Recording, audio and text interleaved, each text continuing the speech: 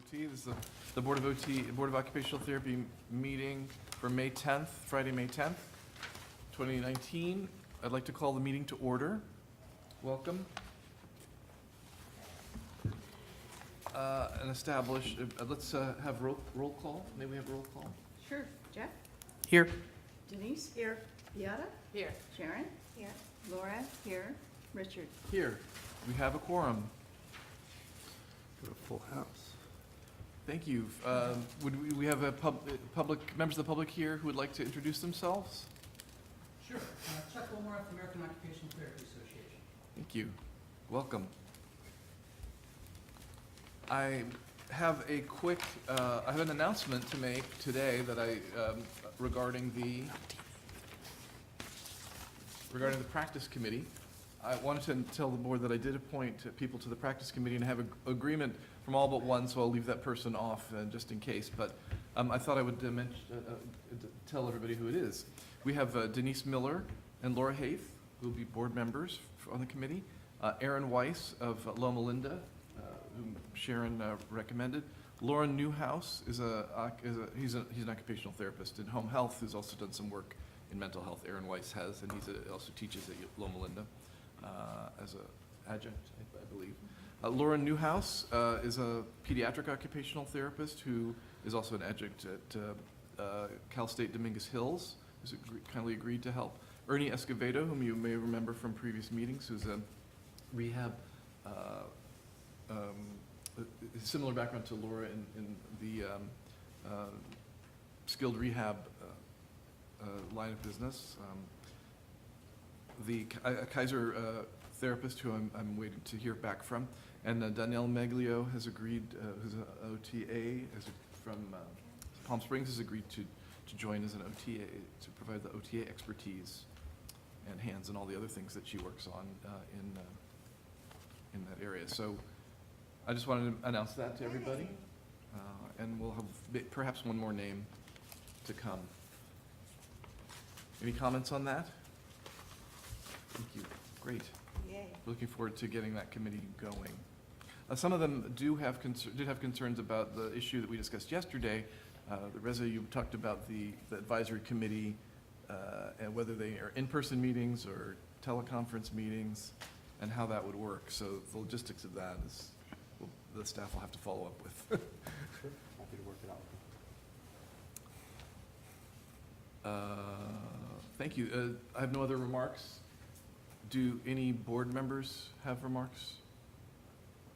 That's not on the agenda, but we haven't, just give them an opportunity. Okay, any public comment for items not on the agenda? Hearing none. Let's move on to item number 19, which is discussion and consideration of reducing advanced practice education and training requirements for students graduating after a certain date.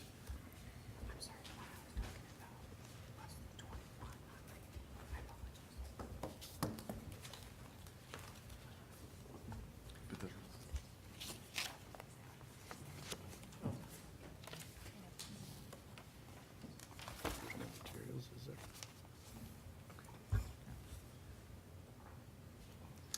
Do we have materials? for This that? is for Heather will. Sorry, yeah, so regarding number 19, I know yesterday Chuck had made the comment about as long as the advanced practice regulations were being amended to eliminate the reference to post-professional, that the number of hours of education and supervised training for each of those three areas possibly be considered. And so given that this has not changed since the regs were implemented in '04, and the fact that the ACOT guidelines, again, going back that there was, at the board's inception, there was a lack of a minimum national education across the nation to ensure that all students, regardless of where they graduated, had education in those particular areas, which is one of the reasons advanced practice requirements were established. And so since then, there have been a couple of changes to the ACOT guidelines. And so this item is really geared at looking at the idea that the requirements could possibly be reduced or eliminated after a certain graduation date. And given the fact that there are two different considerations around the advanced practice, could be because for obvious reasons, the advanced practice requirements cannot be eliminated in their totality, given the fact that there are current licensees who had graduated prior to the ACOT standards and may want to change and work in a particular practice area. So the reason there are no handouts about this is that my request is that this be sent to the practice committee for their consideration of both the idea of, if possible, to identify a date when students graduating after a certain date wouldn't need to apply for advanced practice approval to provide services in those three areas: hand therapy, physical agent modalities, and dysphagia.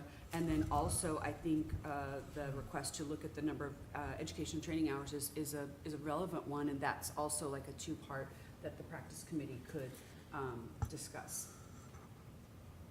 Can I just ask a clarifying question? Richard, were there any educators on the practice committee? Or are they all practitioners? Well, Aaron Weiss and Lauren Newhouse are both educators. Adjunct?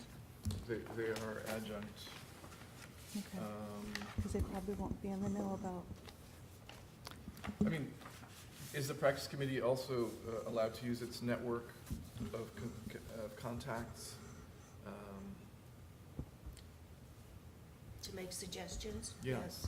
I would think, I think so. They make suggestions to the president, and then we go from there. yeah, I think, I mean, for example, you recommended Aaron, and you worked with him at Loma Linda in the education, so there's definitely there are ways of getting information through the practice committee that extend our reach.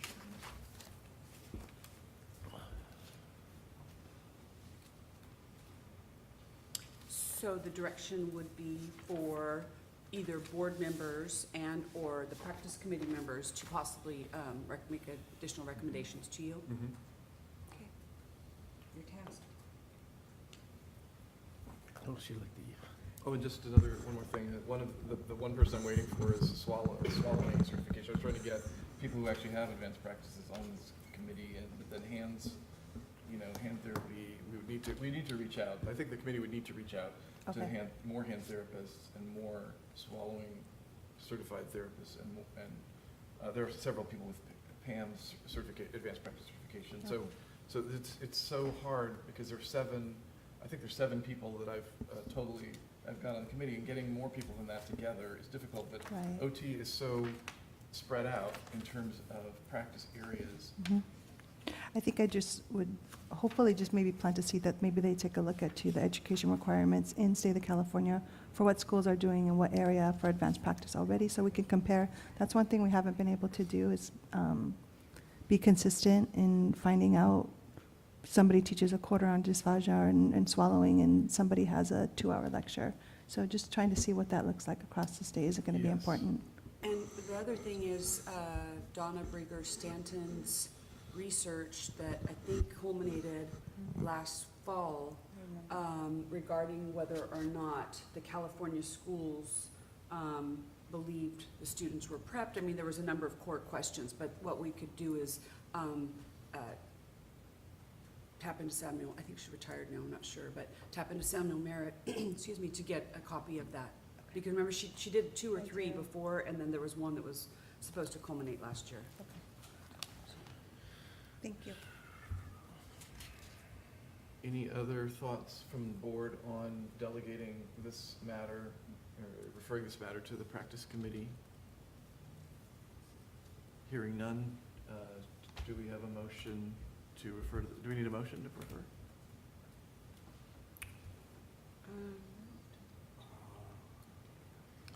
No, I don't think so. All right, so I'll refer it to the practice committee, yeah. Thank you. Thank you, Denise.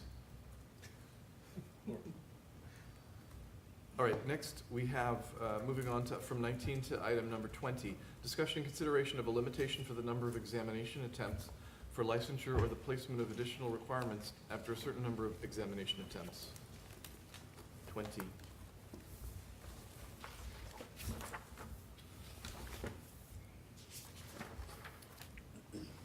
would you care to, this is something we've discussed before and Yes, and so. moved again? Yep, and so we brought this back. These were the states that NBCOT had identified as having some sort of language regarding the exam attempts. You may recall that Reza pointed out that there's a BNP code that prohibits the board from imposing exam attempt limitations. However, if it is a concern, given the period of time, and I think that's what was discussed last time, the period of time from the point of graduation to the point of the license issuance, that's certainly one tactic, and then another one is possibly requiring, additional education. So these are what those states are doing. So when I read this, I wasn't sure, Reza, did you look at these and these would all be in compliance with that BNP code? I think this is just more informational to let you know what other states are doing, and then the information that sets forth this is like a summary, and then the individual statutes or regs, address it. I just thought that we couldn't do this based on what we Well, heard. you can't from limit Reza. the exam attempts, but when we discussed this last time, So there are two recommendations. first of all, I didn't look at these from the perspective of analyzing whether they're in compliance with whether they would be in compliance with California law. Okay, I could do that. That's what I if wanted to something that know. we're interested in, but I think the discussion last time was that we couldn't limit the number of attempts, but we could, if we choose, put some kind of restrictions such as the frequency of exam attempts, such as other boards have done, or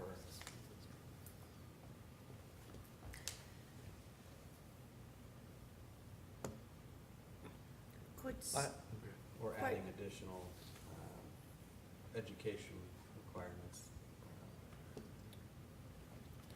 could a little more queuing up be done around the context of this topic, why it was on our agenda, how it came up last time, and why it was carried forward? And, If you don't mind.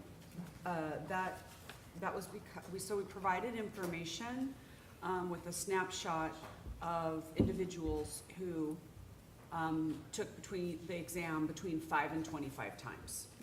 5 being the least, 25 being the most, and obviously that was an outlier because the next lowest numbers were 11 and 10, quite a few 9s and quite a few 8s. So while the exam attempts in and of themselves weren't really the concern, it's what the outcome of that is. And the outcome was the period of time of when they graduated to when they were licensed to when they were actually having to do CE. And there, in some cases, was a 3, 4, 5, 6, 11-year gap. and I believe Chuck Wilbarth, you mentioned someone, I think it was Ohio, where someone had taken 25 years or something. Yeah, so they graduated from school and they had done everything, and then they didn't get a license, and they came back, 20 years later, and the board couldn't prevent them from getting a license because they met the requirements. So I recommend those regulations because they went through a really good process of anticipating scenarios like that. Thank you. But at the last meeting, I thought that we were looking at the other boards and how they had limiting language, but that the BNP code had been enacted after the limiting regulatory language had been enacted into regs, so that it would seem that maybe their regs were not timely to the current statute. I thought that was, there was one board that did have a cap on the number of exam attempts. I want to say that was pharmacy, but they had Yeah. statutory authority to be able to do that. I see. So their statute says, similar to option 1 in the meeting materials. We had that that was from February, not this time. Oh, okay. Okay, sorry, so from the previous board meetings materials, the language in the pharmacy board's statute says notwithstanding section 135. So they kind of are carved out of the general BNP section that limits the number of exam attempts. We don't So the suggestions that were presented at the February meeting were amendments to the statutes to allow us to be able to do that. So that either so one of the things that could be done is to put the exception within the Practice Act, saying notwithstanding that general provision, and then in this case, recommend additional education, a certain amount of education after a certain number of exam attempts. Or the other way would be to, within the general provisions, saying that this doesn't apply to the board, and the board will establish regs to establish the criteria, if any. I mean, so for example, if an individual applies for a license and they have not practiced within the last 5 years, they have to do 40 PDUs just to qualify for the license. That's already in, that's pardon me? current, that's current. That's correct. current, right. And so sort of, if 5 years is the amount of time that the individual's delivery of services could be compromised because they haven't been working, and this additional education is to, help hopefully ensure additional safety. And I think that was sort of like the parallel, that there's nothing like that for these new students.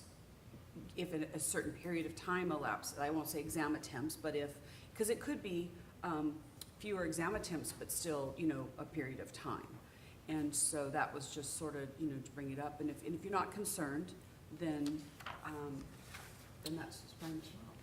If it was fewer exam attempts but a period of time that was longer, what would be an example of a reason for that? They changed their mind. About being an OT? Oh, I don't know, I could have a family issue and go abroad for 1.5 years to take care of family. Okay. And I've already taken it twice, and I'm like, well, now it doesn't matter, so I'm gonna go abroad, and I come back, and now here I am, and I'm still, Got it. Life. Life, yeah. Life in other happens. words. Yeah. Are we having, are there any specific problems that we've identified because of this, Heather? Or is this like preemptive, or are we noticing a trend, or? No, I think what was noticed was the period of time. Mhm. And the period of time from when they were licensed, looking back to when they graduated, is what called out these exam attempts. So it wasn't the number of exam attempts, because that in and of itself, we don't really have a way to capture that. The only reason we know is because when the individual takes the exam, if they say, tell the state of California, then we get it. If somebody didn't, because they have to pay MBCOT, whether it's to tell the state or to tell an employer. So let's say, for example, I want to hedge my bets and I want to take the exam and not tell the state. I want to find out first if I pass, right? So if they don't tell the state and they take it multiple times and then I pass, and now I say, tell the state of California, well then down on that exam score report from MBCOT, it not only identifies my score on that exam, but it also lists the number of exam attempts and the dates. And because the dates are kind of like in a long string, it's almost like a PS at the bottom of this letter. And then that's when it kind of like leapt out. It's like, wow, that first date was a really long time ago. We didn't know about the exam attempts. We only know, that they've passed. So I can't say that there was particular problems. It was just, it kind of leapt out, and we looked at the 5-year thing for somebody who had already graduated, had already taken and passed an exam, but simply had been out of practice for 5 years, and we require them 40 PDUs. We have these new grads that didn't pass the exam in a certain period of time elapsed, and if that's, that's okay, that's fine. It's a little bit different, though, for the individual who has already taken and passed the exam, in terms of the additional education requirements. How long does MBCOT make them wait in between exams? I don't think I they do. think that changed recently. I want to say it's like 30 days now. Okay. I believe it used to be a little bit longer. So if there is a question, you're looking for input, I think you gave us 2 options there. I would be more inclined to go down the path in our capacity as a license board to weigh in the way other license boards have about the amount of attempts as it relates to time. We can choose that number based on, rather than go specifically to write the criteria, because I think there's other entities and other professional bodies that that's their hat to wear, to advise us. But I think as a licensed board, it does behoove us from consumer protection to weigh in if there is this issue happening in this capacity, a much smaller, limited capacity, but at least acknowledges it. When I read this, I thought Idaho seemed like the easiest one to do with the current, without changing the law, because it doesn't really, but it's also the weakest, and doesn't address the training issue very well. It just is a disincentive for people to, they have to reapply every time. But that doesn't really address, that doesn't force them to get any, require them to do additional training. So then Pennsylvania does, and that's a the one little I bit, like. I kind of liked Pennsylvania better. Right.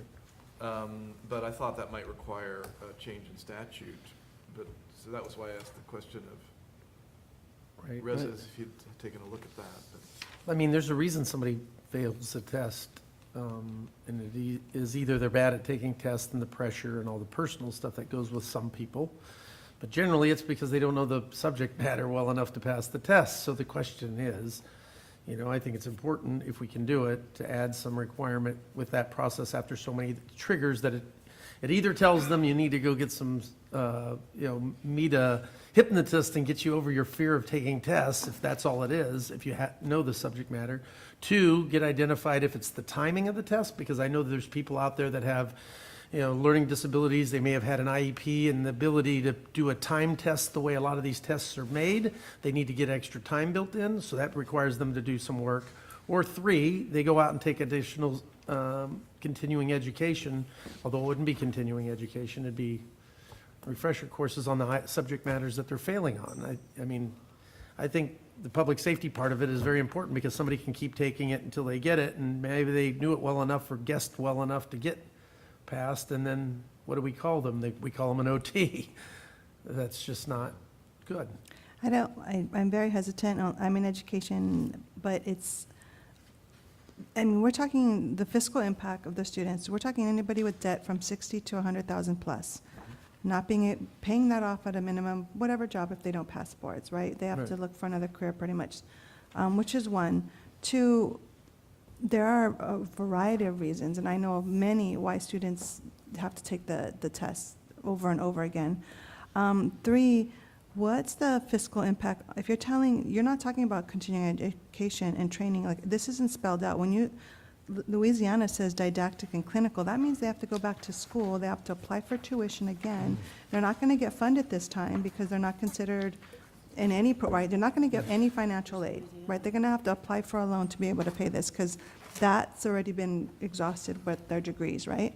Sure. So they're gonna have to pull out some money to take some, if it's field work, or they're gonna have to pay out of pocket somehow for that, or take another loan out. So I guess I'm trying to look for a specific problem that we're addressing, and if there's not, I'm very wary of, I don't know, as a board, where we can go, if we can't identify a specific problem. But again, if it's a situation where we're, I don't know, being preemptive, I'm really struggling with where this can go, because I see the other side, and I can see the detriment of the students and that loan, and the school, the load on the school again to train. And although I understand if someone's not passing it for reasons of content, but that's also hard too, because as a new entry-level practitioner, most of your experience comes within your first year of work, right? And at that time, you'll get fired if, safety, ethics, those things happen. But I don't know, I'm really struggling with this one.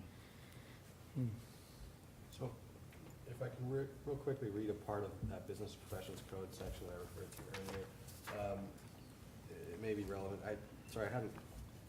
Like I said, hadn't screened these options for whether they would be consistent with this or not, but this may shed some light. So, no agency and department shall, on the basis of an applicant's failure to successfully complete prior examinations, impose any additional limitations, restrictions, prerequisites, or requirements on any applicant who wishes to participate in subsequent examinations. And it goes on. So, We can't Just do it then. So Yeah, continuing on- education or further education would be a prerequisite, or Mhm. I would consider that a Requirement. prerequisite or requirement. Yeah. yeah, so upon quickly glancing back at these with that in mind, it looks like some of these might not meet our statute. So can I get back to what Sharon was saying now? Because what do you think about the situation in Ohio where somebody 20 years went to OT school 20 years ago, and they've just taken their exam and are entering? Is that, do you see that as a problem, or do you think that that's okay? Those are always outliers for me. I actually Yeah. know someone who, they're not the norm, they're outlier one. I actually know of someone who passed boards, successfully passed boards, had a chance to do mission trips abroad, loved it, stayed out for 5 years. When they came back, started a family, got married, it was 11 years later, kids were starting to go into preschool, kindergarten, and said, I need to go back. And then, you know, she audited some classes, which you can do, right? She went to her university and said, can I audit? This is my degree, and they let her. And she successfully passed boards and now successfully passed. I mean, she's working Mhm. as an OT, successfully doing great. So I haven't seen the other extreme where it's gone bad. I don't know of any stories where someone says, hey, they came in 20 years after practice and it was a mess. I don't know of any scenario, so I don't have a context. Is it out of the norm? Yes, but I understand in our life now and all the choices you have to do things in life and traveling, I honestly don't see a problem with it. If they're able to audit, I mean, she took it, I think she had a conversation with her board. And they suggested, they couldn't mandate anything, but suggested, hey, you might want to audit some classes. Is it a little disheartening, maybe? Yes. To wait 20 years, and am I nervous if you're going to be my OT? Perhaps. So I don't, Mhm. Well, plus they're also taking an exam. How could they? It's like the hand therapy. I just remember back when we were talking about the CHT versus the hand therapy requirements in California, and how the hand therapy requirements for advanced practice in California require education and training, mhm. and the CHT didn't require education. It just required the exam and Mhm. passage. And so they were not accepting the CHT for hand therapy here because it didn't CHT, it didn't specify that you had to have this certain amount of education and training to get a Mhm. CHT. It just, you had to pass the exam. But all the CHTs were saying, well, you're passing the exam, you couldn't possibly pass this exam unless you've done a bunch of education and training. So it's implied, but it's not explicit. Mhm. And so that reminds me of this because this woman, woman you're talking about who went back, would have had to do something in order to pass the exam. Right. 11 years later, or the one in Ohio would have had to, you don't remember everything 20 years later. There must be something there that we don't, but it's an unknowable. And then this is about making it more knowable, I guess. So, Do we know the pass-fail rate in California from the schools? Don't they? Yeah, They're all required to post that yeah, now. everyone has to post it. Because although we might not be able to address this from a regulatory standpoint, correct, Reza? Right? Right. Okay, so let's just say we can't go there right now, but we do believe as a board that there's a consumer protection issue. Is there, if we were to see the pass rate, you would have to tell me if a board has ever done something like this. I don't even know if it's in our realm, but if there was a particular school that was trending with a number of fails, could the board say we're concerned? Send a letter and say we're concerned, or would we not insert ourselves? I mean, you could, but based on what? I mean, they're gonna nod and say thank you. I mean, there's nothing in statutes or regs regarding our, monitoring the success of the schools. And it's also hard because they're all competing for the same spots. We have multiple applicants, right? They're Loma Linda US, they want to see who's going to accept them and where they're going to get the biggest scholarships. We always lose our top candidates, 4.0, 4.5. Those always go to USC. They interview at Loma Linda. They go to USC and everyone for top research. USC can grant them a $60,000 scholarship towards our tuition. They go. So, and this is for all schools that are smaller. Then we start going lower in GPA and applicants. So they have a highly competitive pool, right? You have 4.5 GPAs that create your Oh, I see what you're cohort. saying. You're going to have 100% pass rate. They got the GPA. All the other schools are struggling between 3.2 and 4.0. We don't have the candidates that they do. It's hard to benchmark those two because they meet the criteria, which is 3.2, but yet they're not a 4.5, right? all the Ivy League schools geared towards testing and passing, and USC is really good at that, but it's so hard. That's hard too.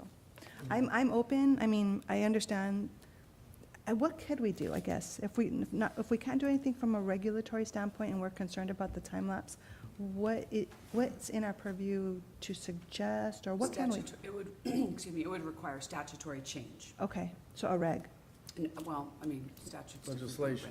reg. Law, Legislation, a law, law. yes. okay. And the perhaps, yeah, would have to be amended. Mhm. And then what would that look like? What would we be, Well, for example, so I did want to say, I mean, I feel like 2 times is too few. I think that's very limiting. And for the state that said, after 2 more times, then you're not eligible at all. I mean, that's extremely restrictive. I mean, you're just basically forcing out your prospective workforce.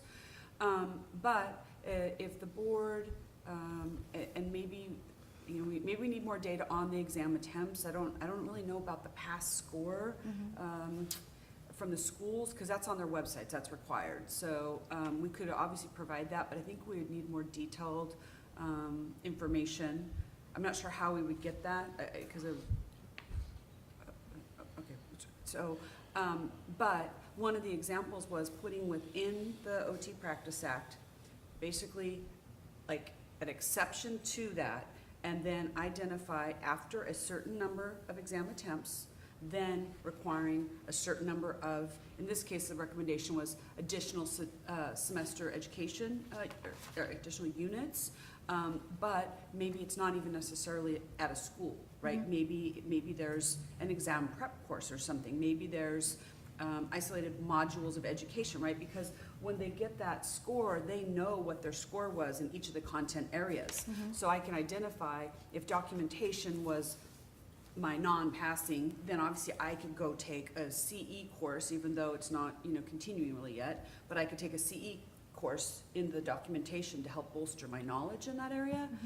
So that was one of the recommendations is, if you can't limit the number, but if you want to accept yourself from that general provision that said you cannot impose additional limitations or requirements, then, and you could figure out what that would look like, but that would require legislation. okay, I would be open, I mean, after 5, you do get, we get concerned after 2 or 3 as educators, like, oh, but we kind of know, we have the preview, if it's a test taker, if it's accommodations, if it's English as a second language, we kind of know what it is, what their obstacle is, but I'd be open to see, I don't like the limit, I'm totally out on the limit, but I like the idea of saying that you might have to, after 5 attempts, take a course, and, yeah, that's, Yeah, it'd be great if we, instead of looking at what we do to restrict, we provide a resource. So if we Right. had online some places, if you're struggling with passing your test, here are some places you can go, whether it's online courses to refresh you in certain sections of the training or whatever, that'd be a place I'd like to go. Yeah. Because we could be proactive rather than reactive to the information we're getting, so. Another thing to Chuck wanted consider, to say something. Okay, go ahead. another thing to consider, just in light of where this, if we look at our next topic related to OTD, remember that everybody's going towards entry-level OTD, and you have to pass the exam to apply for that. So we might have you have to pass the NBCOT to apply to the post-professional doctorate stuff. So that means that this might not be as big of an issue as we think it is. It's not self-correcting because individuals are still beginning their doctorate, including a clinical, without getting licensed, which means they haven't taken and passed the exam. Then the schools are out of compliance, because it Yeah. says clearly that one of the criteria is they have to pass the NBCOT to apply for those schools, USC, Loma Linda. well, and the mandate's been put on hold now, but. Oh, interesting. The mandate's been put on hold, but 73 out of 93 of the schools nationwide are already in the process of going entry-level OTD. So the movement is still in that area, but there's no longer a mandate as of like a month ago or something. There was a new memo or So something. that's going where we want to weigh in. So Sharon, also, doctorate programs, don't you have like 7 years usually, very often, to get, people can do doctorates over a period of like, maybe, I've known people who've taken 7 years to get their doctorate, and that's by getting extensions, and there's, by the time they start their doctoral program, by the time they get their research in, it can be, usually after that, it's too long, but, The clinical doctorate's like 3 years. the clinical is different. Yeah. But if they're getting a PhD. Yeah, it can go up to 9. 9. Mhm. So that poses another issue if people are Rehab going to a science. PhD and then getting a license at the end of it. Then there's could be a 9-year period. Chuck, you'd raised your hand earlier. Yeah, so I'm trying to remember at the last meeting, there were some statistics, I think that were provided about the number of people that had taken the exam multiple times, and there was one that was really high. And I think I'm right about remembering that, but I guess my question there is, if you could identify those folks, is it possible to reach out to them and ask what's going on? And gather some data, anonymously about what is preventing you from passing? Is it knowledge? Is it worried about test taking? Is it family? And if you have a little more knowledge or more information there, maybe that help find solutions. And then I was going to bring up what Jeff already mentioned, which is coming at it from providing information. Maybe hang something on the website about here are some resources related to the exam that you folks don't know. Or pointing them to professional associations for help. My sense nationally is that there's opposition to increasing licensure requirements, putting more things in place. At the national level, looking at if you have a criminal history, and there's a lot of barriers in place to getting a job, and increasing the licensure requirements, the trend's going the opposite direction. So I think we urge caution in terms of adding additional requirements to those that have failed the exam multiple times, and coming out from the other angle and trying to provide resources and assistance.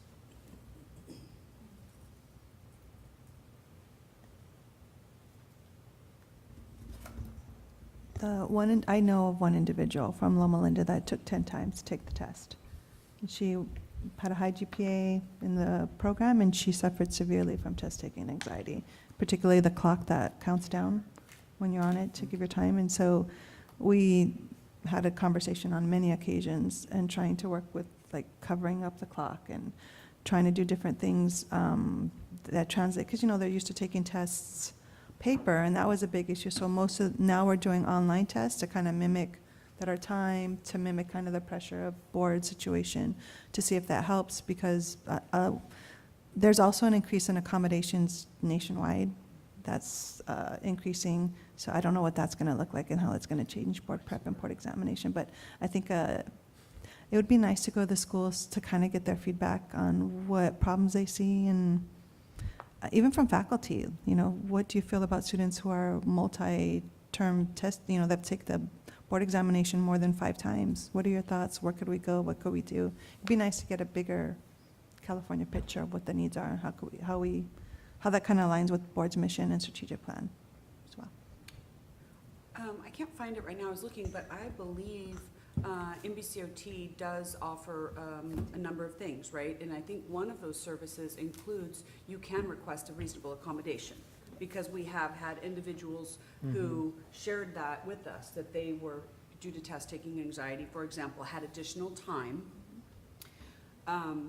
But that's not something we would see. It would happen to be that the individual shared that with us, so we would just see that they passed or they failed.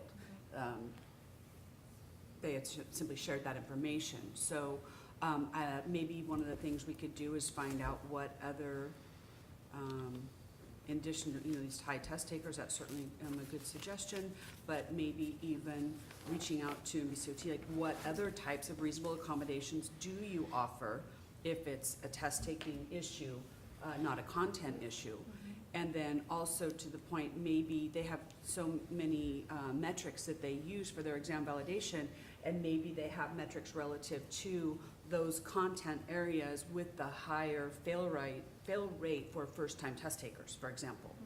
Then that could go back to, maybe they're not getting prepared at the school in that particular area. That's a possibility, I don't know. So, you need to decide, like, is this a current concern or is it not? And if so, like, what additional information would help you in figuring out if you do want to identify a particular number of exam attempts before you want the individual to do additional something, training, education, et cetera. And then if so, figure that out. And then, of course, you'd have to pursue legislation. So this is sort of like a long-term address. Personally see kind of inquiring at the school level, what their concerns are for multi-test board examinations, what their needs are, and what just their thoughts are, and then also kind of consult cross-referencing or triangulating that with what NBCOT is seeing in trends, and kind of pairing those two to kind of make an informed decision, if that makes sense, Heather. And so, just to clarify, so if the new grad doesn't pass the exam, the school would know at the individual level? Like, I mean, So are the students always gonna go back to the school and reach out? That's the problem. So we only get notified of passes, not failures. So we don't get to know how many times students take the test or not pass. But they have a vested interest in passing. They want to start paying off their loan, so they usually tell us. But we don't get to see failures. We only see pass rates. So if the student doesn't tell us they're signed up for boards, we'll never know if they do not pass. We only see the list of successful completions of board examinations. So then the schools won't have metrics on that. It's more anecdotal regarding the students, what their perceived reason is for the failure if the student reached out. If the student reaches out, well, we'll see, out of the 55, 4 aren't showing up, so we'll reach out. Are you guys okay? Have you taken boards? Some are like, oh yeah, I'm taking a vacation, I'm not gonna take boards till September. Okay. But others, they either don't reply, they're too embarrassed, or they're too shy, or there's other issues, or, they wanna take it. They usually come around after 2 attempts, they get really nervous, then they kind of reach out, but otherwise we don't know. Who would we reach, if we were to write a letter to the schools, asking Mhm. for information on this, would it be the field work coordinator? Who would we No, contact? department chairs, Department chairs. department and program chairs, It's, yeah, those two. and then what would the letter be, what would what would the inquiry be for? We're looking for ways to address or support. Yeah, supporting uh, multiple, We're interested in the consumer protection aspect of it, and they would be more probably interested in the support aspect of it. We would have to drop that. What would that look like? I know, sorry, we're all hot here. Respectfully, I don't know if a solution or resolution is gonna come to us today. I think this is a good discussion. I think it's a good placeholder, but I think that based on what we know in the regulatory, I just don't think we're gonna come to a resolution today on this that makes sense for the hat we wear as a regulatory board. Unless, we could have an education committee. Maybe you wanna put them. Well, yeah, it doesn't really fit with the practice committee too well. Well, it doesn't with the education. No. Okay. Unless you went back to the manual and changed what the education committee's role was. Education committee was really more related to outreach. Develop consumer and licensee outreach projects. Or unless we can have It would have to be an speakers, ad hoc committee. Yeah. It would have to be an ad hoc. maybe we could have speakers come to future meetings. I'm just throwing out ideas for consideration. Maybe we could have speakers come to future meetings that this is more in their area that can advise the board than for us to try to put a resolution around this. I don't know. So, the majority of the schools are down south and then, up north, with their San Jose State and then the new, UOP program.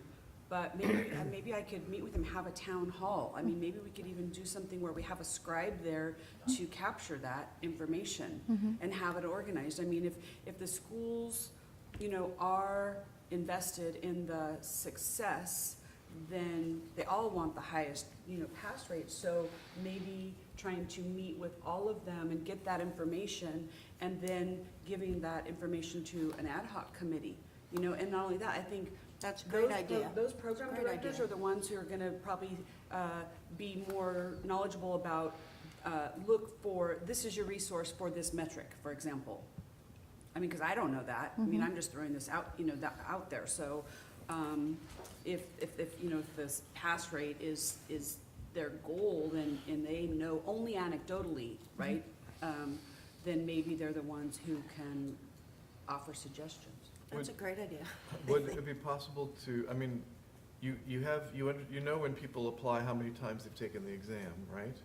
Only at the end when they pass. Right, so do you maintain that data? Can you pull that data and send a letter to those people who took 5 times to pass and ask them I mean, for input? So we would actually have to go to each file and open the file. Oh, first time, okay, next, go to the next Because one. that would be you know? interesting, that's the group that you're So- really trying to target. It would be Right, but we don't Yeah, no, the- have the like a summary personnel of to that do information, yeah. That would be the an only intern thing is project. if it That'd takes be them a 20 times, student, then perfect I'm capstone concerned project. would be how much Yeah, they did in the period of time they started to the end. And then they Because that would be became- interesting, just to and then go they to the become source, like, what A risk. would you have needed to? Right. So, Well, and I think so that was, since we can't regulate, is there anything we can do to minimize the chance suggestion that they about, fail on the first or second, third Why? time? But I mean, I that's feel providing like, I know resources everyone's and busy, but if we time educate it, not during finals and not during summer and, time it, I mean, like, we could do it on a Saturday, like 9 You to could noon or actually attach something. it to the OTAC conference as well. I plan to do some things with the practice committee. You could think about that because a large percentage of students attend that conference. But I'm sorry, I was talking about the program directors. Well, they do too. I mean, in terms of being so, because we don't have a meeting and it could be timely enough to provide info for the November meeting, just putting it out there. Well, one thing I'd ask, since Sharon is an educator out of the group, if you have students that have reading challenges that are a little slower on it, do you know those during the entire program? That they have that? Only if they notify us of their Identify. accommodations. That by law, we can't ask them Yeah, I if they know. have accommodations. Yeah, Some struggle, they go into like 18 months and they start not passing, and they're like, oh, I have accommodations, I thought I could get through it without them, and we're like, why'd you wait so long? okay. And the And reason- most of the time, it's English as a second language or test-taking anxiety. Lately, it's auditory, like Right. too much Or noise, and they have to wear earphones dyslexia or something plugs. like that, where they have to read it twice to figure it out because they got dyslexia or something like that. So I mean, the reason I'm asking is, at that point, do you also coach them to ask for accommodations when they take their test? Because a lot of kids, they go through their elementary school with IEPs, they go through their high schools through IEPs, they get into college, they never think to ask for any kind of accommodations. That's what happens. They get their degree, because in college, a lot of times they work at their own pace too, Right. because you have like one instructor for 300 people, they work with aides, so that it doesn't develop the same way in college as it does in elementary school where they're very regimented. And then they go to take their test, whatever it is, law, architecture, whatever their boards they take, and they are not doing well because they didn't go from that regimented testing and making the timelines or getting accommodations. And in college, they didn't think to use it because it was different, and now they're in this. So there should be some discussions at the educator level saying, if you've had an IEP or anything else in the state of California, there are things that will help you through these time testing programs. Yeah, when we have orientation, when they first come on board, it's one of the things that we always say, and I'm pretty sure this is for a lot of the schools, if you have accommodations, let us know. We want you to be successful in the program. So it's one thing we throw out there at the very beginning. Some people take us up on it, some people wait. And then what they don't understand too is you have to have a physician's prescription to be able to, for us Right. to apply those. Right. Those expire after like 3 years. So Right. if you think your old one, it might put you on temporary hold. We'll do some accommodations, but the formal ones, we need you tested again, and that process can take 3 months before you get all your testing done and get a letter. Right. By that time, that's a whole quarter, and you might have failed out of the quarter. And they Right. don't understand that. And then we tell them, you should probably submit for accommodations for boards. It's a Right. very expensive test to not pass Right, and take multiple times, $600? yeah, Yeah, so, okay. It sounds like, Sharon, you have very valuable information, and your counterparts in other universities would also, and the outreach that, Heather is talking about the might town be hall. Yeah, the way to go. Yeah, I really like that idea. Discussion. I also think, I also think because you talked about the schools being down south, there, like, I don't know if you know this, but I'm a thesis advisor at Stanbridge. So I can bring Stanbridge, like, if you can't get everybody in the room at once, maybe you could go on a little tour for a few days in a row, and I bet you we could all help who are with schools to bring people to the table. And prior to that, you might want to just do an informal kind of needs assessment in that letter, identifying kind of how you framed it earlier, Heather. From a consumer protection standpoint, when I look at the gap, just like that, that was perfect. If you can send out a letter to see what initial responses you have, that could help direct the town hall meeting. Because you already have pre-info, and now you can elaborate on that a little bit better versus trying to do it all at one time. All right, so shall we request that the executive officer reach out to the education programs to gather some more information and put this on a future agenda? You need a motion? Or can we just instruct the executive? So He just instructed. He just did it. Excellent. Yeah, I think that we. Okay. He got Thank you, consensus guys. and he just made it, so. Shall we? In the form of a question, like on Jeopardy, can we ask them? He's asking you. Fees and not the exam, so, Yeah. hopefully we can keep the focus on that as well, though. This is a lot of time and energy, and it's something that we can't even do anything about as of now, and it's not really what we do here. Right. So just, that's, I think information is important, but Yeah. Mhm. Do you want to have some more discussion about it? Do you think we can No. move to 21, move to the next item? yes. Okay. So we're at agenda item 21. Jody, could you give us the handout, please? This has to do with the discussion consideration of the OTD and the Practice Act requirements and accreditation. We talked about a little bit. Thank you.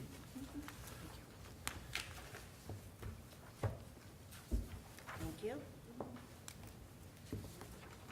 Thank Can you. we get a little background on it, guys? Yeah, the background of this, we've had a discussion before about, did you want to do it? Shall I? So there are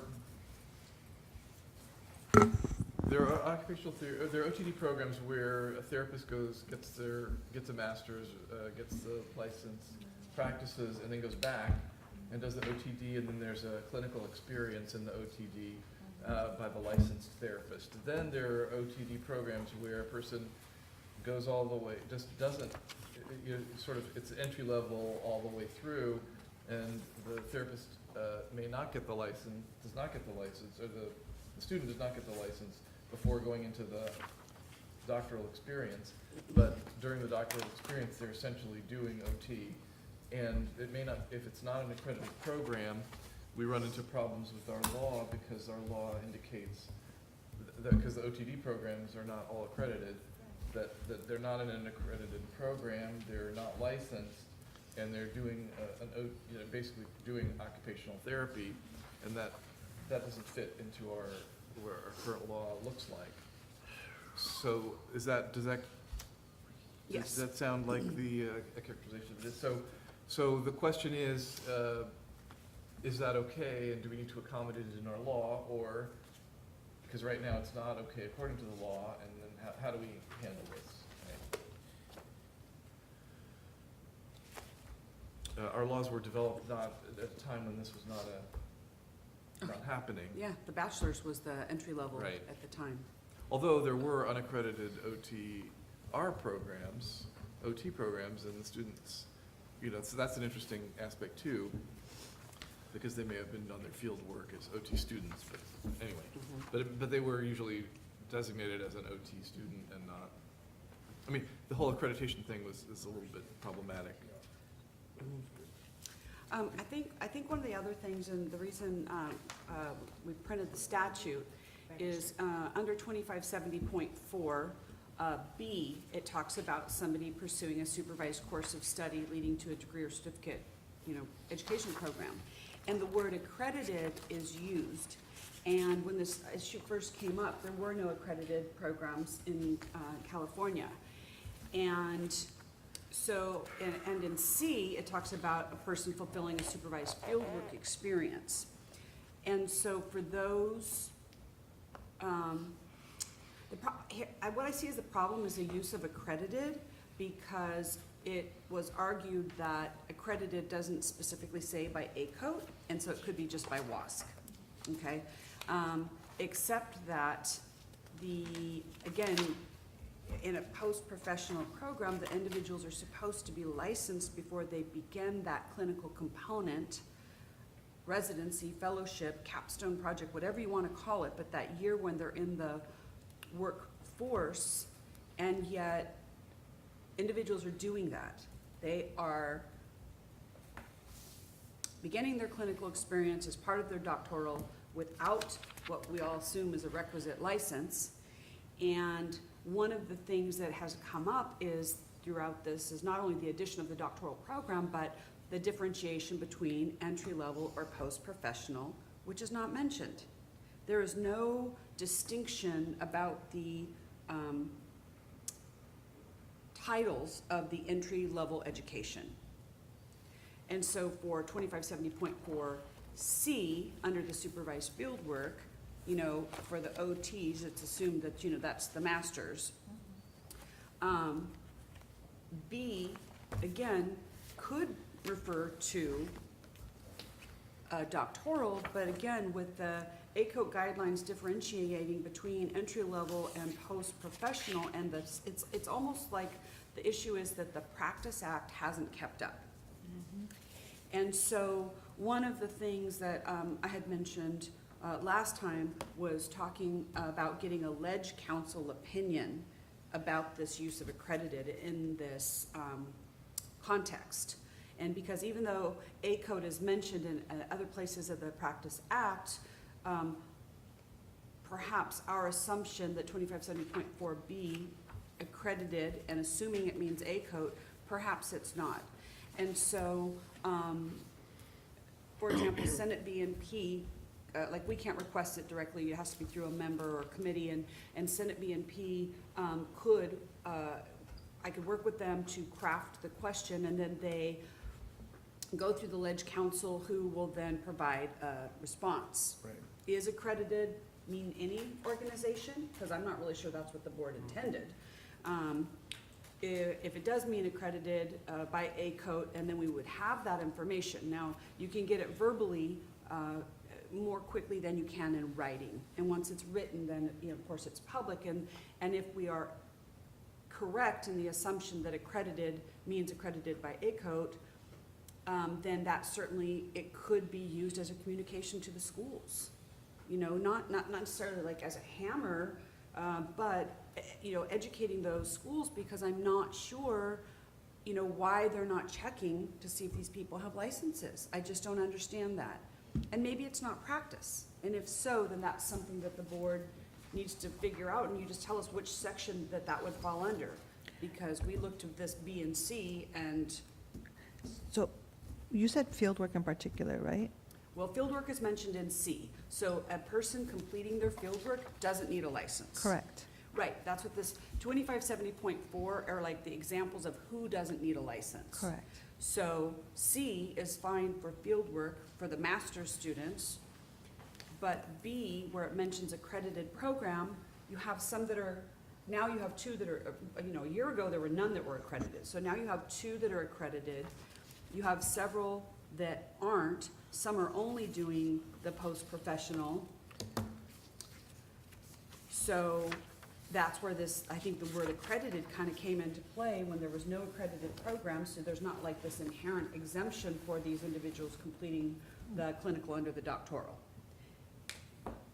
So, but does accredited mean accredited by ACOT? Does it mean any accreditation?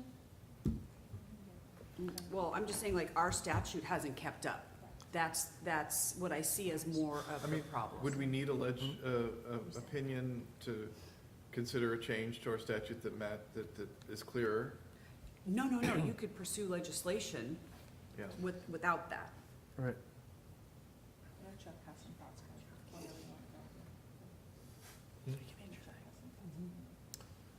So, I mean, I think there's a couple of things going around, let me just lay them better understand.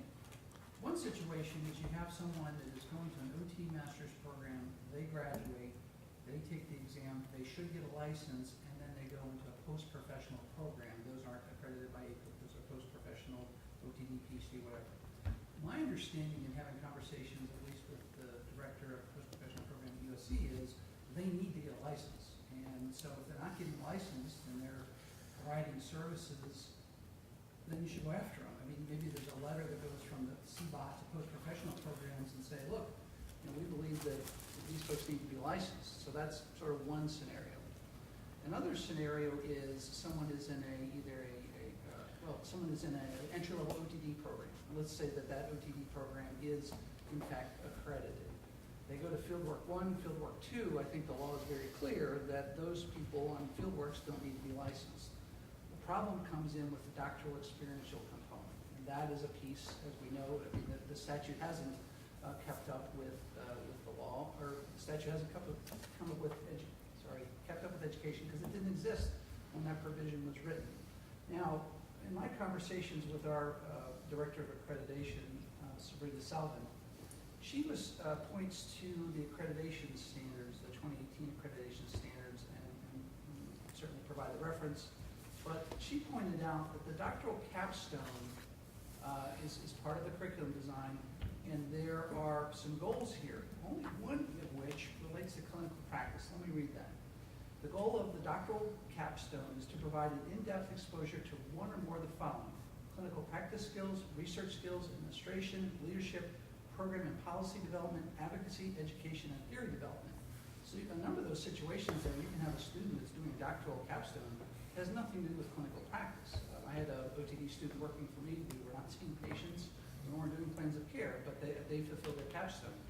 Her suggestion was, if you're worried about these students that are on OTD capstones that are doing something with practice skills, perhaps come up with a regulation that says, for those students that are doing a doctoral capstone related to clinical practice skills, you must practice under the supervision of, you must provide services under the supervision of a licensed occupational therapist.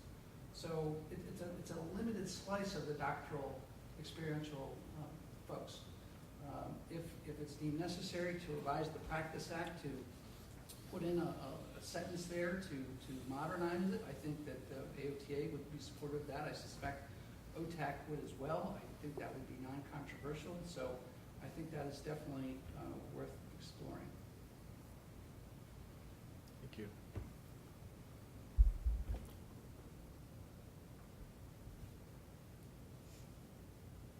The cases I was referring to are specifically those individuals providing services as part of clinical services as part of their doctoral, without a license and without passing the exam. But aren't they under the supervision, sorry, Chuck, are they they're under the supervision of an OT faculty advisor, correct? I don't know that. Because if they are, that would be okay. That would be okay. Mm-hmm. Are Yeah. they on a limited license, Heather? Nope. Okay, that's a problem, even if they're under supervision, right? Well, I mean, if they're supposed to be licensed, then they're supposed to be licensed.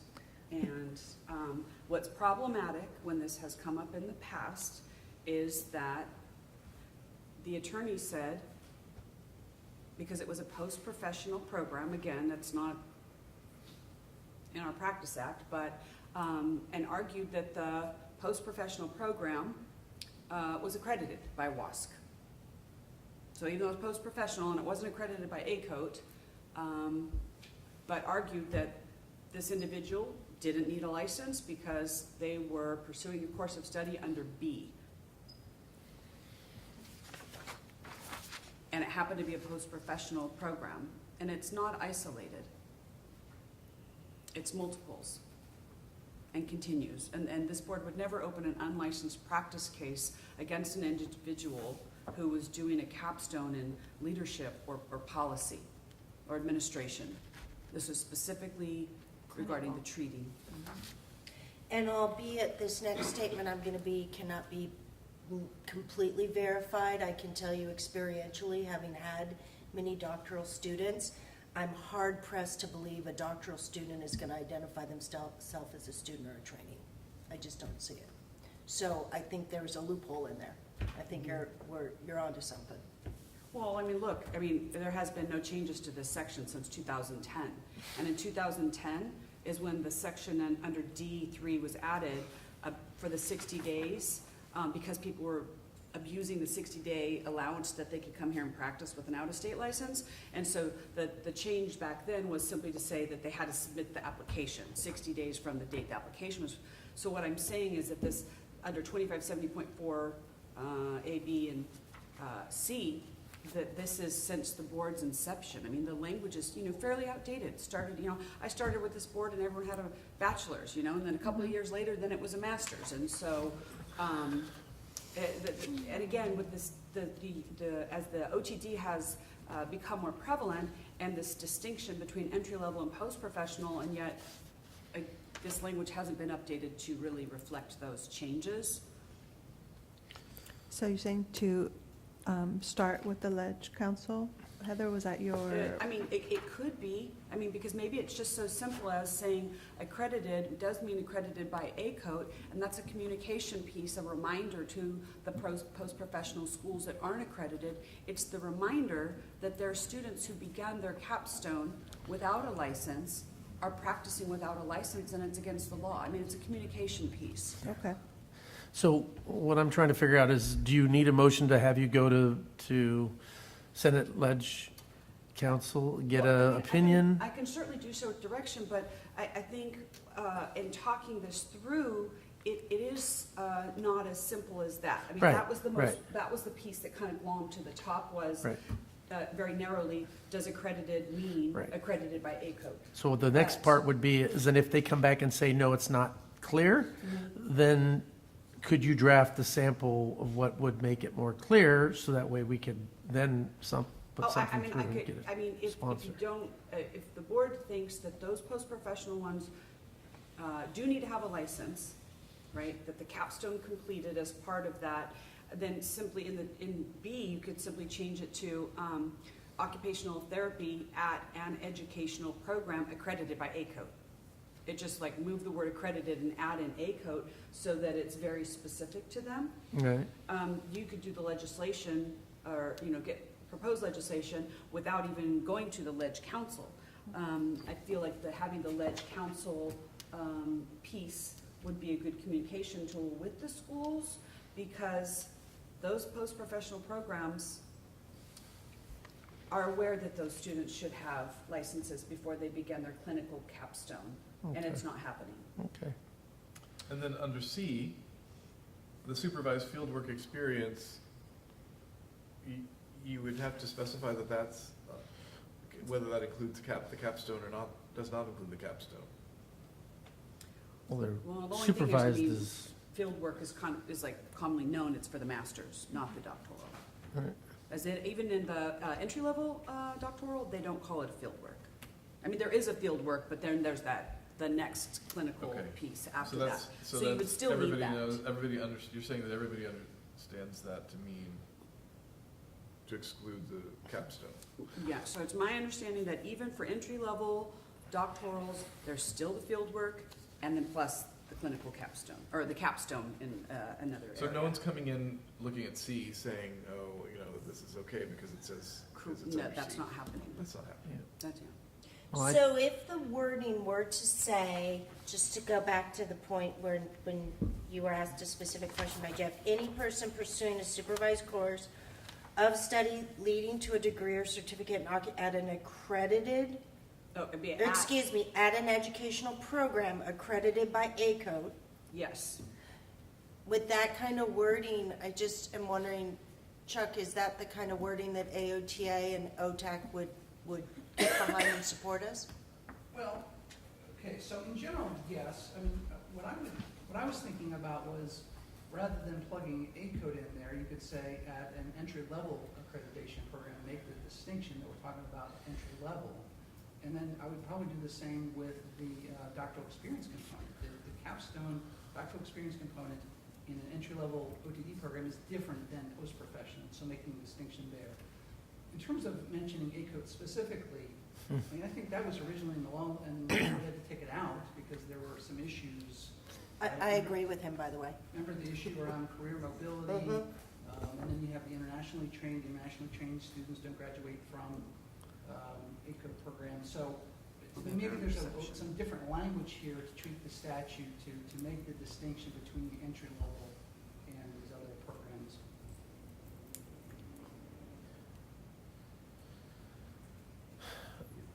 There is an exemption for the foreign trained, so that, Okay, all right, yeah, I'm here, yeah. Also, And the other thing is, you know, you've got doctoral programs and capstone programs. I mean, it seems like we should be, if in fact we're moving this way, this whole thing should be, we should just come in with what we think it should look like as an updated, relevant to the current situation, and then submit that for their review, and then try to find a sponsor to move it. Yeah.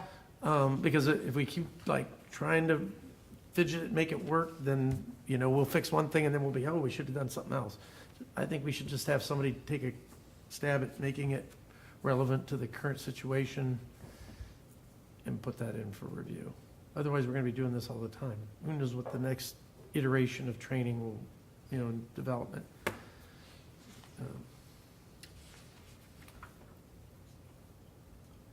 And also, I mean, I wonder how we feel about, I'm looking at the different levels of accreditation, which is something we've discussed in the past, and that is reflected in this list that we have. You have the developing program, the applicant program, the developing program, and the accredited program. If it's a developing program, if it's an applicant program, they're not admitting students. They're beginning to admit students in the developing programs, but there is a level of, it's a step in the accreditation process, and then there's the final accreditation. So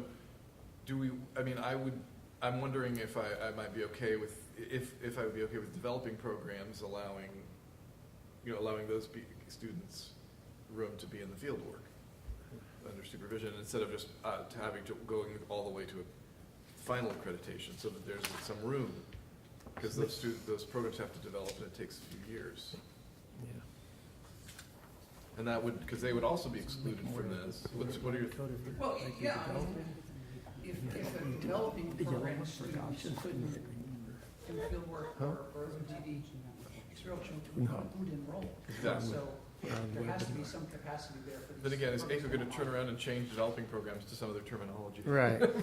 But anyway, keeping up with those changes is hard for us. But I do feel like there ought to be some room for that. well, how about this? What if you task an ad hoc committee to address this? Once board staff is able to get additional information, we can reach out to the program directors for information about, you know, contributors to, you know, success or lack thereof. We can reach out to MCOT regarding the resources that are available. We can also reach out to some of those high test takers with the understanding that if, you know, they're embarrassed or what have you, they may not respond. We can also find out from MCOT about if they have the data on the content areas with the highest number of failures on the, failure. So you're proposing an ad hoc So- committee to address these two issues? Well, I'm just saying what we could do is we could collect all this information and then have an ad hoc committee discuss it and then make a recommendation to the board. Okay. That's a thought. I don't, So we bring the information to the next board meeting and then have an ad hoc committee, or do it all between? yeah, I don't know that there'd be enough time to do all of these things to capture all this information and still have an ad hoc committee meet as well. I think it would need to be after the August meeting. The ad hoc committee could meet before then, but I don't think you could have it done in time to make a recommendation to the board and have it all in writing. Who should be on such an ad hoc committee? What Educators. skills? All educators, or educators and practitioners, or mostly educators? Educators. I would hope you'd at least have one practitioner on there. That takes a high level of doctoral students, whether that's someone from Rancho or, Okay. So that's good. Yeah, that's good. Great to be able to have students on there. oh, did you hear what Jeff suggested? I don't know if we can, but it would be good if you can get a student to be on there A as well. doctoral student. Can we allow, do people have to be licensed to be on the ad hoc committee? I think so. I think they might. Well, they have they to might be be licensed said, to if be we a could. doctoral. Don't they have to be licensed to be a doctoral student? Or a board member. Some do. Some do. I'm pretty sure they have to be licensed. Oops.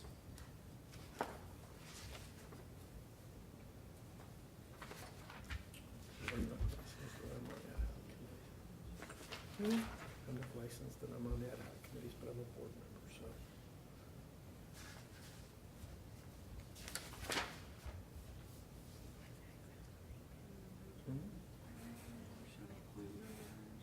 That's me.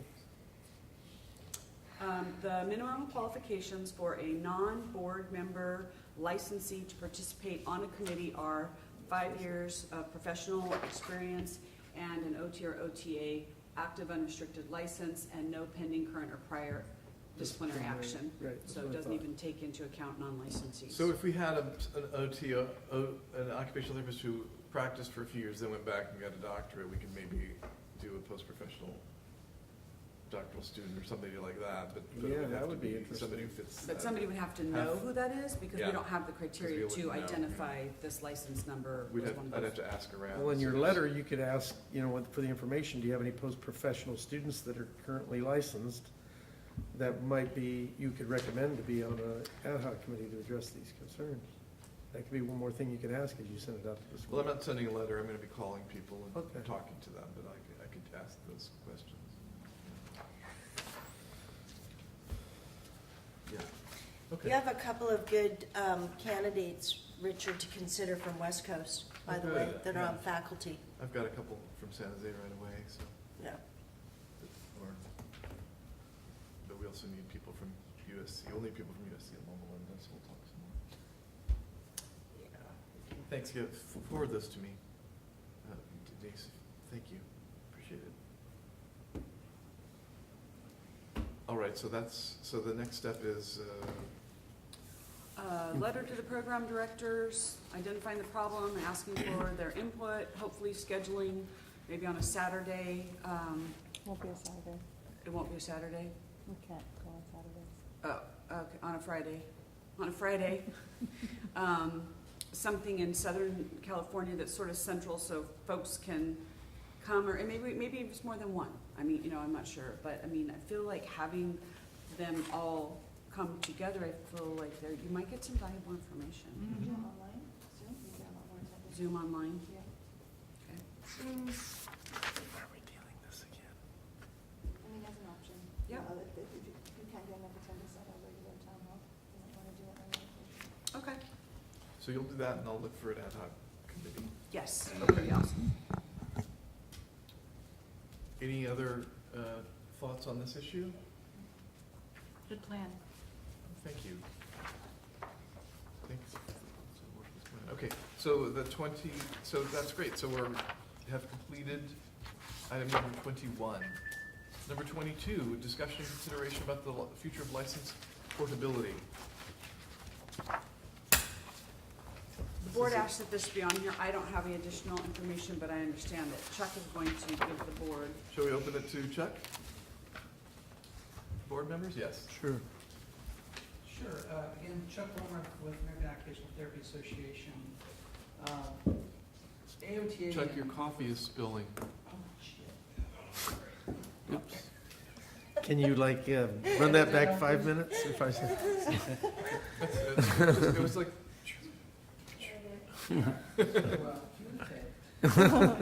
So AOTA and the profession, we've been studying this issue for several years, and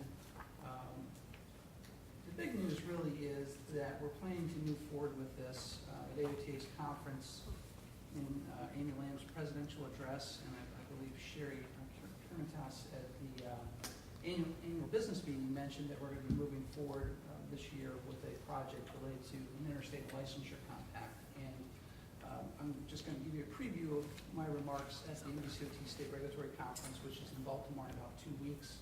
Hopefully some of you can join us. We are in our process now of doing our fiscal year 2020 budget, and so I'm in charge of putting together my part of the budget.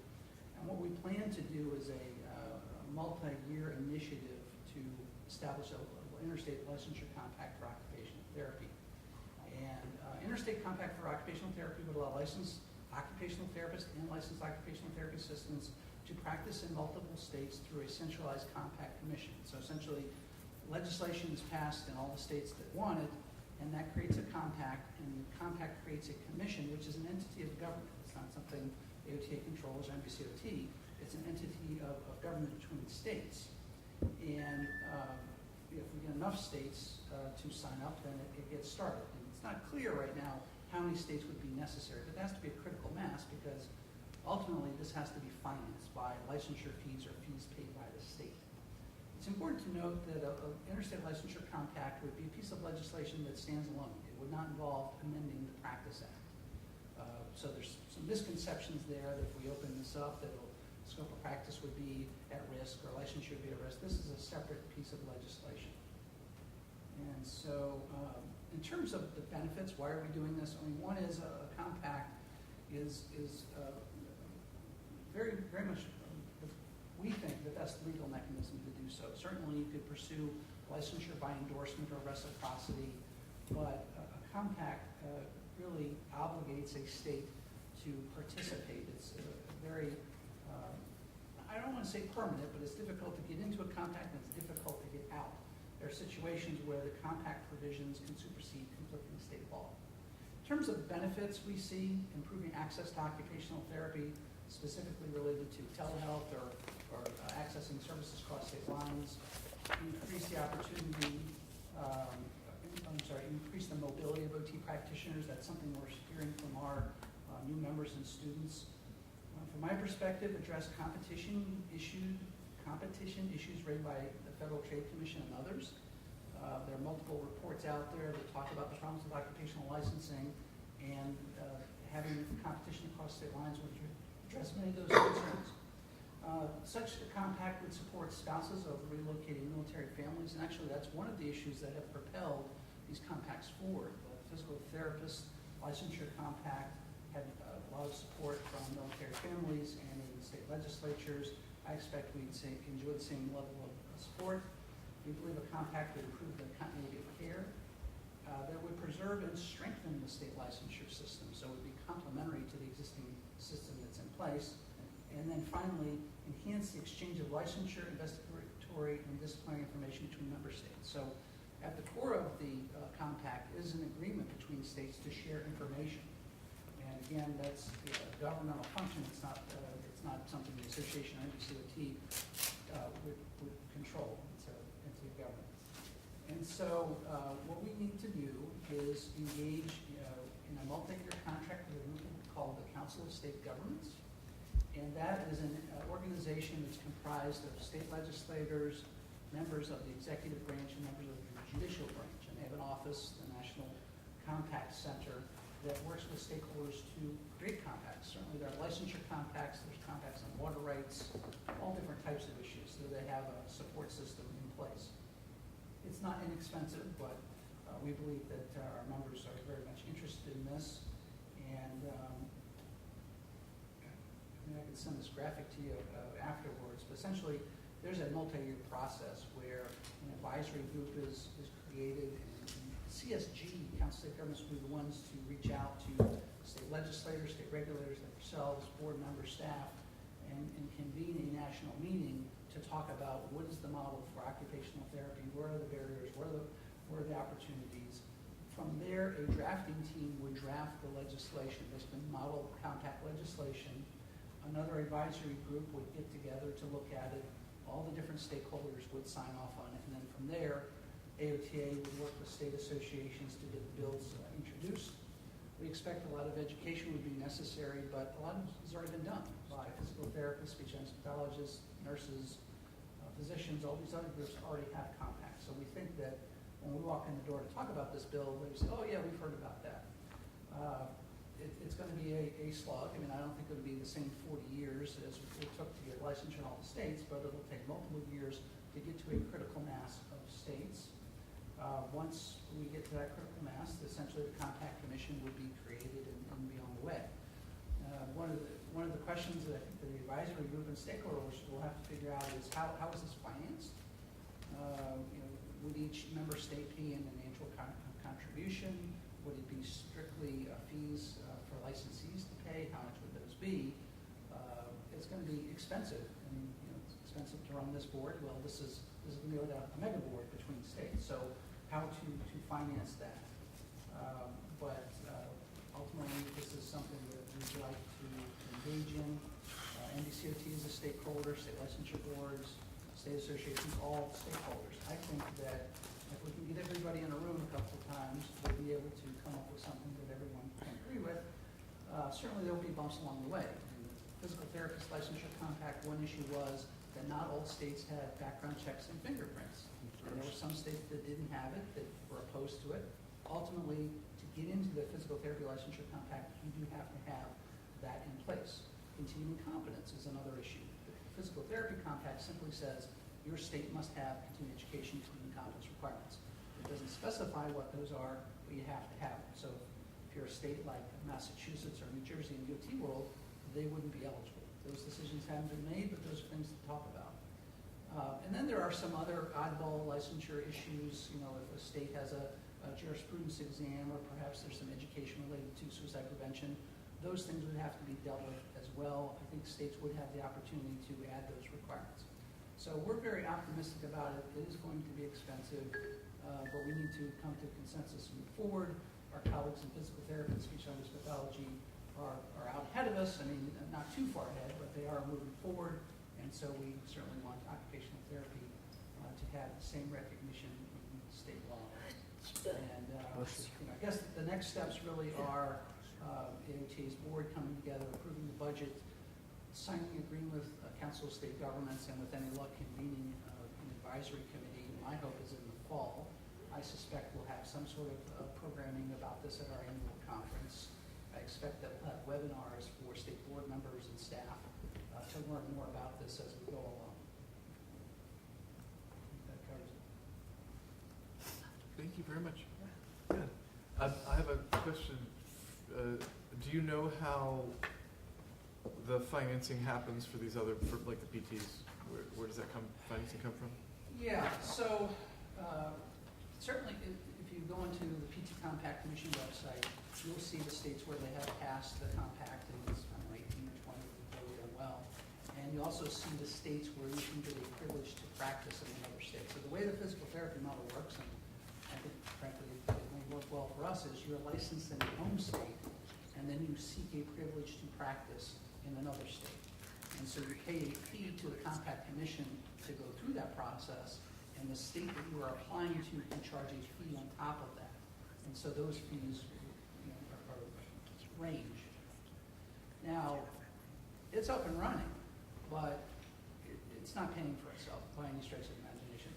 The Physical Therapy Compact Commission is under or affiliated with federations for state physical therapy boards, and I believe, don't have details on it, but I understand that they're propping up isn't the right word to explain it, but they're essentially supporting it until it can become self-sufficient. Now, they're lucky. They have a Federation of State Physical Therapy Licensure Boards. We don't have that structure within the OT community. So we'll have to be creative about how we finance it. Certainly AOTA will finance standing the commission up, but then then the training wheels have to come on that they've figured out. In nursing, it's under the National Council of State Boards of Nursing. The compact states pay a modest $6,000 per year fee, and then I think licensees pay a small fee, but the rest is supported by the National Council of State Boards of Nursing. My understanding, speaking with ASHA, is that they're kind of in the same boat as we are. They're paid to get it going, but then they would like to see licensure fees paid for the ongoing operation. So there's definitely some risk here. I mean, if we build it, will it come? I think so. But we may want to have a high number of states, or really make sure that finances are in order before we get it going. And that's about what I know so far. So that's definitely one of the topics we need to look into. So Chuck, is the compact, so if I'm in California and there's a compact, we already hit critical mass, and I want to go practice in Boston, is that in lieu of applying for licensure in Boston? If you're part of a compact, you automatically pay your fee and you can practice, or you also have to submit for licensure to practice in So Boston. That's the beauty of it, is, California and Massachusetts are both in the compact system. Home licenses in California, you would apply to the compact commission to get a privilege to practice in Massachusetts. Now, you wouldn't have to get a license in Massachusetts, you may have to pay them an additional fee, or maybe there's some sort of special requirement like a jurisprudence exam.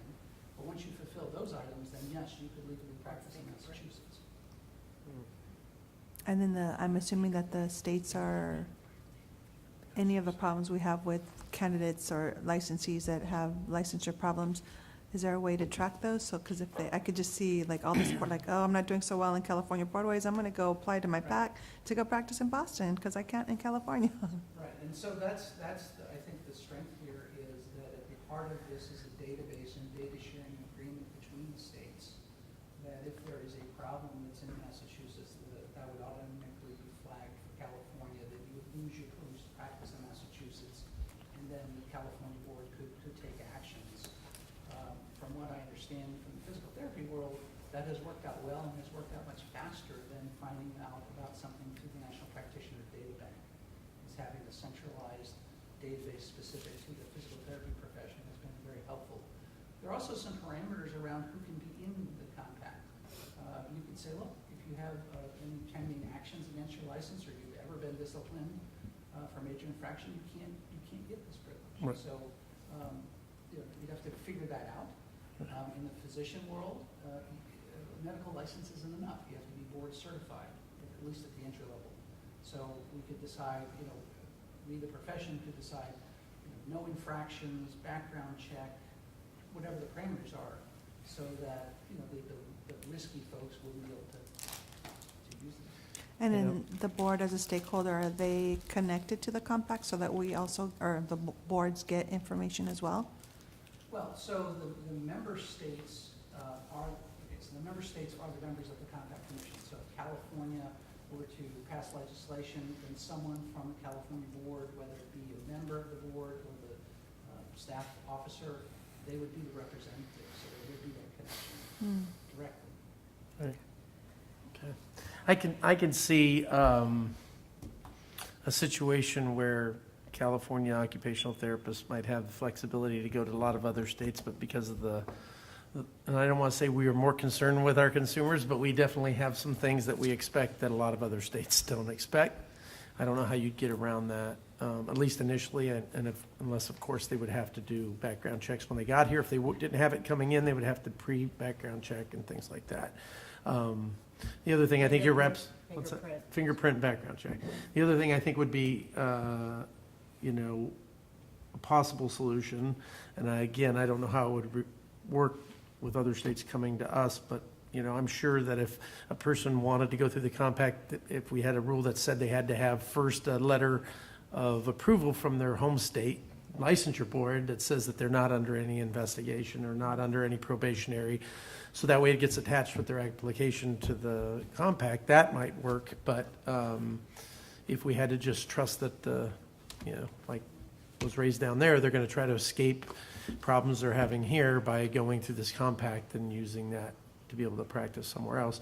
I mean, we just had that yesterday, and so, in a situation where we were talking about a person who probably didn't notify the state they were in, participating now, things that were going on in the state that they left, and that's, things that we have to consider doing something like this. We don't want them we don't want our people who may be being under investigation or probation going somewhere else and giving us, a bad look that we're sending bad people, or maybe not bad people, but people that are in the process of doing something. And so that would be my concern. But I think it's a good idea. Flexibility and portability is important, but I think there's a lot of work to be done. And I appreciate being on a board that looks at the higher kind of commitment to consumer protections that maybe some of the other ones don't. Great, yeah, there's definitely a lot of work ahead. We're pleased about it, and certainly, the licensure board members will be at the heart of this, in defining what the requirements are, and it's, very much dependent on a consensus. And again, I reiterate that the data sharing between the state entities is a critical component. So if someone is on probation in California, Rhode Island will know about it, and so. What if they're in it already and then their license get disciplined? Well, I would go back to this idea that in order to get a privilege to practice in another state, you have to have a clean slate. So if you're on probation in California, I just don't think you'd be eligible for this program, and it's up to the stakeholders to define. Certainly that person could apply for their license directly from Rhode Island, but I think this pathway, this portal would be for those that. No, but what if you're in a program already and then something happens? Do you then kind of like kick them out, or? And that's, okay, so that is something to talk about and within the physical therapy and others. As soon as something comes up, yeah, you can get kicked out right away. The other, each entity is notified, and yeah, it's a privilege. Right. If you do something bad, you lose it. So, but we think this opens up tremendous possibilities in terms of mobility, practicing across state lines, telehealth. Certainly we're getting pressure from the industry because, if you have somebody that's a traveling therapist, you have to license in multiple states, keep track of multiple requirements. There's a lot of push to do this.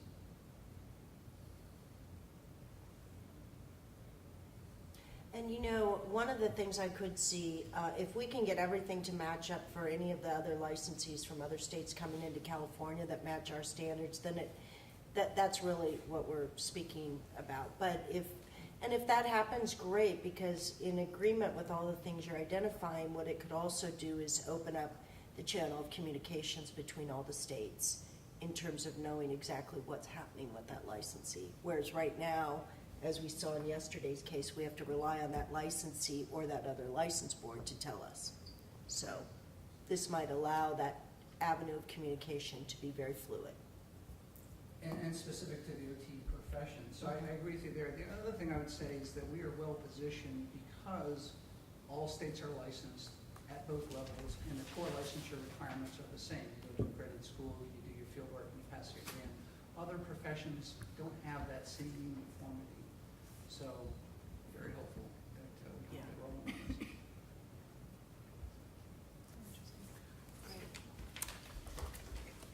I guess there's one other question, sorry. So, one comment I would say, because we do see a lot of travelers, it would be a huge money saver for those travelers, because it's not just them acquiring different state licenses, there's all the requirements beforehand, right? The copies of the transcripts, the copy of the NBCOT, exam passing, so it would be a huge saver for the travelers. I think I'm a little concerned, though, about subpoenas and getting information if somebody did something, if a California licensee had a privilege to practice elsewhere, and that's where the violation occurred. I'm concerned about maybe the board's investigation be a little hamstrung. So I don't know if talking about that there could be some sort of language around that where, states, agree to the cooperation. And I know I haven't looked at this for maybe 2 or 3 years, but previously, not all states were reporting to MPDB. And that is directly from the MPDB website. And I called, HRSA, anyways, the federal agency. And so what's problematic, as Denise pointed out, about relying on the licensee to tell us, the other states aren't doing it. In the state of California, when we take discipline, we tell AOTA, we tell NBCOT, and if we know, for example, that they're licensed in Nevada and Oregon, we share that. But that's something we proactively do, and I can tell you, we don't get the information from the other states. Sometimes we even have to request it multiple times when the licensee has disclosed it. What about those events that occurred that the licensee didn't disclose and the state doesn't report? Then it really happens in a vacuum, and then the state of California just doesn't have that information. Right. So, Okay, so a couple of things. One is, this perspective would be valuable on an advisory committee, is one thing. Secondly, a compact is an agreement between states. In statute, the state boards are required to participate and share information. It's a very powerful agreement. And so I think that is central to that. That's a very good point. put that in the Again, parking the lot. regulators are the ones that are going to be coming up with this framework and deciding how we're gonna work together, how we're gonna share information. And I think a database is key. So these are all good points. I think one exercise for me is going to be looking at the Fiscal Therapy Compact and seeing what those provisions are. I think probably some of the homework. The other thing to remember is the Compact Commission is an entity of government. It does have rulemaking authority. And if a state is not in compliance with the Compact Commission can throw them out. So it's a So very there's some checks and powerful balances. entity. That's good. I guess the other thing I was going to say is when you're looking at the other boards, how do they handle their CE? So if, I know that we already have people come here to take some CE, but again, I don't know how we would be able to access and verify if they're taking it in another state. I don't know how, if there's uniformity between all the states on how continuing education is done, and do we know? So, I think it's to be announced. okay, so that would be another place I'd want to make sure, because I'm sure they've got to still do that while they're practicing, underprivileged somewhere else. So. Listen, we've been going for about an hour and 45 minutes, and I'm not sure we're going to make it all the way through without a break. So I'm wondering if this would be, are we ready, we were ready to wrap this up. Yep. Is there anything more that we want to talk about on this topic before we do that? Because there's more to come over a long period of time, so we look forward to hearing more about it, I think. All right, let's take a 5-minute break, please. Thanks, Chuck, for coming. Safe Thank you travels. very much. Appreciate it. See you on the flip side.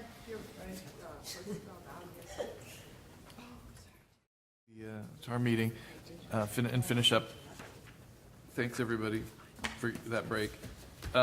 We're now at item number 23 on the agenda for day 2, discussion and clarification on per diem policy and updated board administration manual. Heather, can you help us with this? Yes.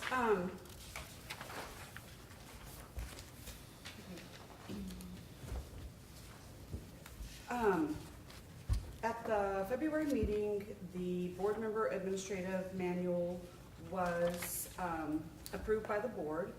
And at the time, because the language changed regarding receiving the per diem, that board members could do additional things and then capture the time spent on an attendance sheet.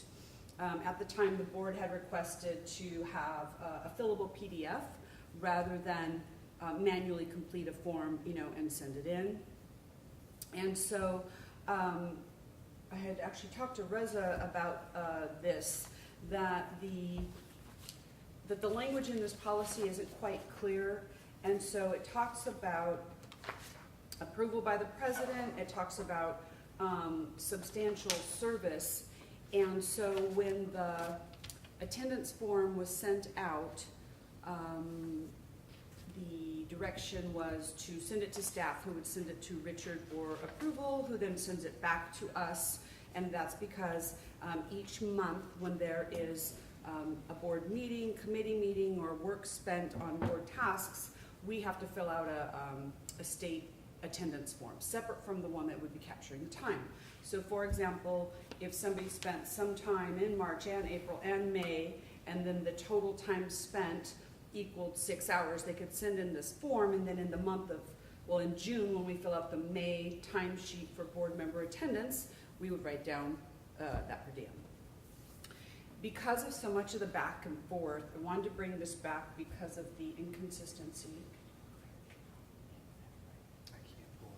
You can, okay.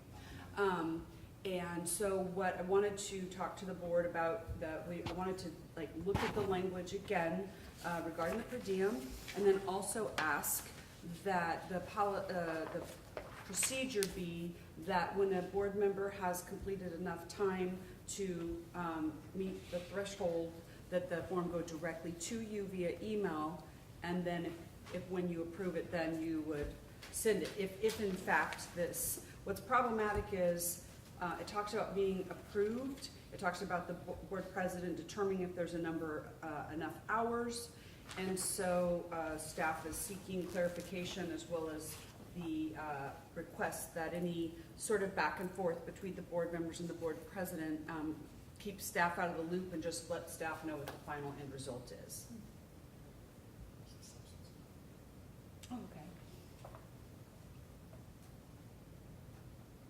This policy has always been this way? No, it was recently changed, and then this form came up about in the fillable PDF. And I think Reza has identified a couple of concerns on, and what we did was we made a copy of the, it's actually in here, the copy from the policy manual, as well as some of Reza's identified concerns, and then, of course, then the copy of the attendance form that was sent to everyone.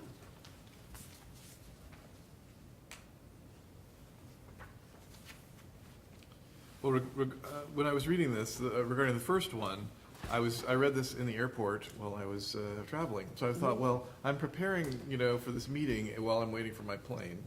And it says, shall be reimbursed for traveling and other expenses, but board members cannot claim per diem salary for time spent traveling to and from a board committee meeting.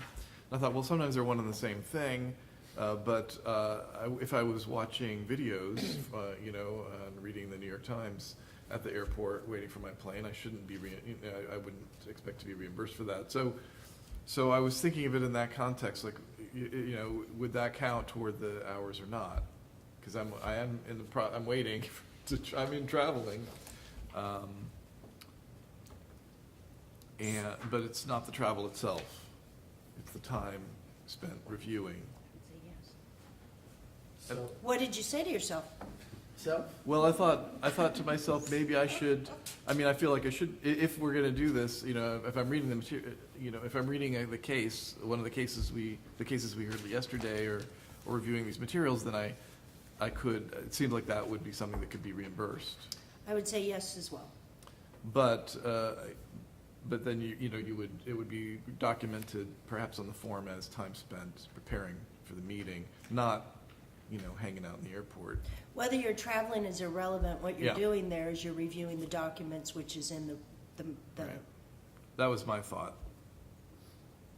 The question that I have that is slightly different, and I hope that the board can hear my concern for what it is and not in relation to people or positions or what have you. I really hope you hear it for what it is and what this board is I have a concern as a regulatory board that's appointed by the governor, an appointed position, and we come together.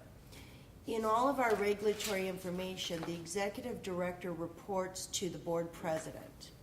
The board president has oversight in terms of the functions of these meetings, facilitating, setting the agenda, and all of that. But to put the board president in a position of approving or disproving a task as something as a per diem, I actually believe it should be a staff function of which, because Heather reports to the board president, she would say, I've approved or disproved. I'm struggling with an appointed position, not a state-paid position, having oversight in a position of the rest of the board. That's just me.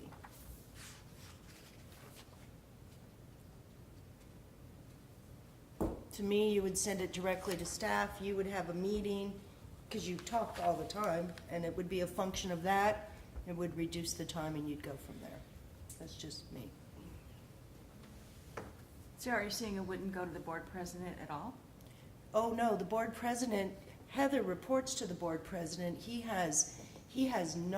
or she has knowledge of what this is as a function of that task through her.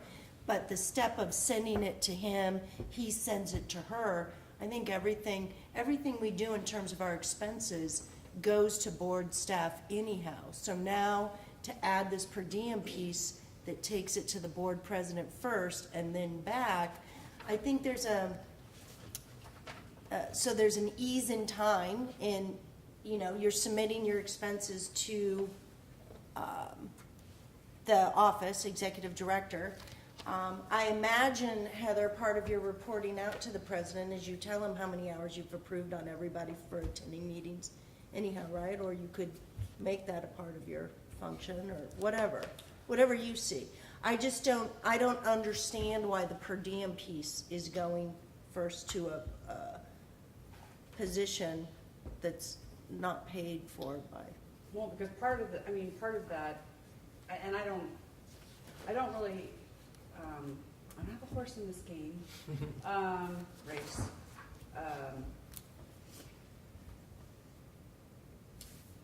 This manual that all the board members approved, all talks throughout, approved by the board president. Throughout this policy. And so I think that's why it was developed, that it would go to the board president for signature. Right. So if you have a concern with that, then that's more of a policy issue, but procedurally. But I raised it as a policy issue then. If you Well, go back, I've but raised it every time. But the board as a whole approved this current version. So, Okay. So if you want to, request that the policy be revisited, here's where I think staff shouldn't be involved. If there's a committee meeting and one board member fills it out and says it took me 9 hours, and another board member fills it out and says it took me 1 hour, if there is any sort of concern raised by the board president about, I think 9's a little bit much, I don't want board staff to be a part of that. That's a conversation between board members, and really truly, we will implement, we will execute, we will facilitate, we'll do whatever the final outcome is. So, which is a separate matter from the approved by the president. But in terms of all this back and forth, I think it would be a little bit burdensome to the staff. So is there a way to achieve what you want to achieve with us just sending it to you? And if there are any discrepancies, the board president, whoever that may be, can get involved, but Staff aren't gonna identify a discrepancy. That's what's problematic. This says approved by the board president. We wanna see the end outcome, the end result. Well, I've gotten one of these forms to approve, and I approved it. It went to the board sent it to me, I signed it, and I sent it back. Just like I do all the board president has to sign all the stipulated settlement, signature pages, and all the orders have to be signed, and her timesheet is another thing that comes to be signed, as you know, Denise, because you were doing this as well. And this is like just one more thing. It's like her timesheet, signing that. But I have a concern about if things came directly. It's good to have some tracking. Like if one board member sends it to another board member, and then if it goes to the office, at least they can track that it went. They can bug me about it, or they can send me.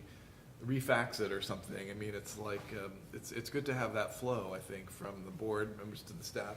Staff get it to the president. The president signs it, and if the president doesn't do it in a timely way, there's a record of it. Rather than sending it directly. But couldn't you just send the approved form if approval still remains part of that process? Couldn't you just send the approved form via email and see Yes. the submitter? Yes. Well, I don't have a scanner, so no. Yeah, At work, I don't have a scanner, so I have to fax things or take them home and scan them there, and things But what like if that. what if we do a checkbox on the form? But if it's a fillable fillable PDF, PDF, yes. So it would come to you with one checkbox from the Yes. submitter, you do the other checkbox and send it to us via email, to our DCA, We could try to find a way to make that work, yeah. There are also several apps now for phones. You take a picture of it, it converts it into a PDF, so you can print it, check it, and take a snap. Well, what's and send it. interesting is that the DCA Outlook